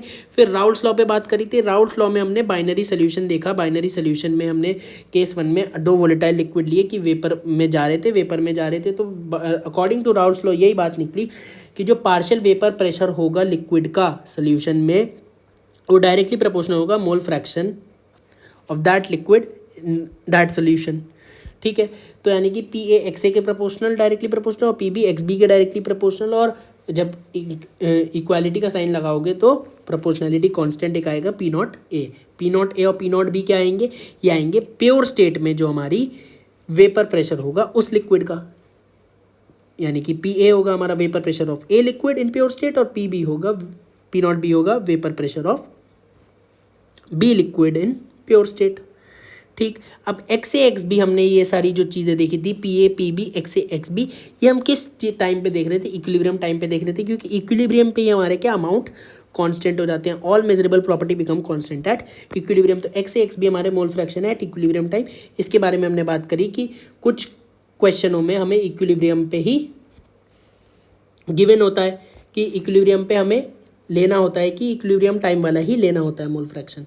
ठीक, तो इक्विलिब्रियम टाइम वाला मोल फ्रैक्शन लेना होता है और कब नहीं लेना होता है ये भी बात हम समझ गए कि जनरली तो हमारा क्या होता है कि सरफेस वाले पार्टिकल इवेपोरेट कर जाते हैं और नेग्लिजिबल इवेपोरेशन हम मानते हैं। तो इनिशियल ले लो, इक्विलिब्रियम वाला ले लो, उसमें कोई खास अंतर आने वाला नहीं है। तो मोल फ्रैक्शन चाहे आप इनिशियल वाले लो चाहे इक्विलिब्रियम वाले लो, आपका आंसर सही आता है। लेकिन 5-7% वाले जो क्वेश्चन होते हैं जिसमें हमें इक्विलिब्रियम टाइम वाला ही लेना होता है, उसमें हमें कह के बता देगा कि suppose 50% of liquid is evaporated या 30% ऑफ लिक्विड इज इवेपोरेटेड या 25% ऑफ लिक्विड इज इवेपोरेटेड, तो आप इस केस में नेग्लिजिबल इवेपोरेशन कंसिडर नहीं करोगे। ये बात भी अपने को समझ में आनी चाहिए, 2-3 बार मैं रिपीट कर चुका हूँ। ठीक, फिर हमने ये बात भी देखी थी, ये बात सारी बात देखी हमने। फिर mathematical form of Raoult's law पे भी आए थे कि पी सोल्यूशन हमारा क्या है, P not A X A plus P not B X C और एक्स बी और sum of all mole fraction हमारा कितना हो जाएगा, 1 हो जाएगा। फिर हमने उसके ऊपर कई सारे क्वेश्चंस करके देखे थे। अच्छा, अब एक छोटी सी बात कि हमें पता है कि ये जहाँ पे कि पी नॉट ए जो है हमारा, ये क्या है, प्योर स्टेट में वेपर प्रेशर है। ये किस पे डिपेंड करता है, टेम्परेचर पे डिपेंड करता है। पी नॉट ए क्या है, प्योर स्टेट में वेपर प्रेशर है। ये किस पे डिपेंड करता है, सिर्फ और सिर्फ टेम्परेचर पे डिपेंड करता है। पी ए क्या है, partial vapour pressure of A in the solution. ये किस किस पे डिपेंड करेगा, एक तो पी नॉट ए पे तो डिपेंड कर ही रहा है, मतलब टेम्परेचर पे तो डिपेंड करेगा ही करेगा। ठीक, क्योंकि टेम्परेचर बदलोगे तो पी नॉट ए बदलेगा, और पी नॉट ए बदलेगा तो पी ए बदल जाएगा। ठीक, और साथ ही साथ किस पे, कंपोजिशन पे भी डिपेंड करता है। तो ध्यान रखना कि प्योर वोलेटाइल लिक्विड का वेपर प्रेशर, ये थ्योरेटिकल क्वेश्चन आ सकता है कि प्योर वोलेटाइल लिक्विड का वेपर प्रेशर किस पे डिपेंड करता है। प्योर वोलेटाइल लिक्विड का वेपर प्रेशर सिर्फ और सिर्फ टेम्परेचर पे डिपेंड करता है, लेकिन अगर सोल्यूशन बन गया तो वही जो उनका वेपर प्रेशर होगा लिक्विड का इन सोल्यूशन फेज, वो टेम्परेचर पे तो डिपेंड करेगा ही, एज वेल एज कॉम्पोजिशन पे भी डिपेंड करेगा।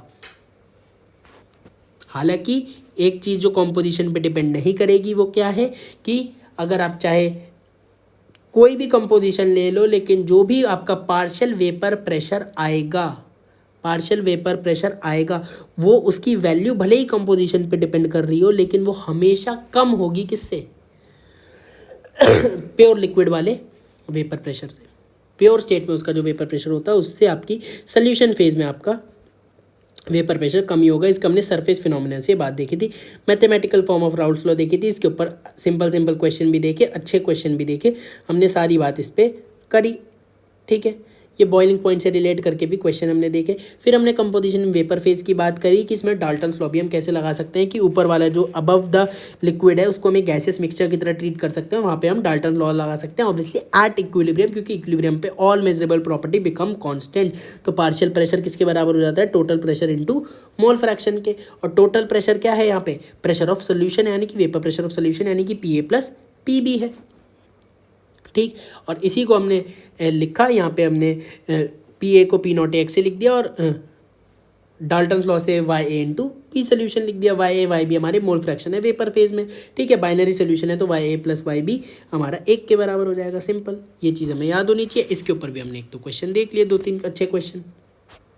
ठीक, इसके ऊपर हमने क्वेश्चन देख लिए, तो हमारी ये बात पूरी हुई। तो अभी के लिए इतना ही रखते हैं।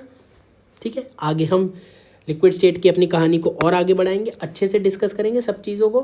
ठीक है, अभी वेपर प्रेशर हमने इतना देखा, राउल्ट्स लॉ चालू करा, अभी केस 1 देखा है, आगे और भी चीज़ें देखनी है, ग्राफिकल एनालिसिस करनी है, फिर केस 2 पे चलना है। तो बहुत सारी चीज़ें, तब तक के लिए पढ़ते रहो, मेहनत करते रहो। Bye bye, take care, all the best.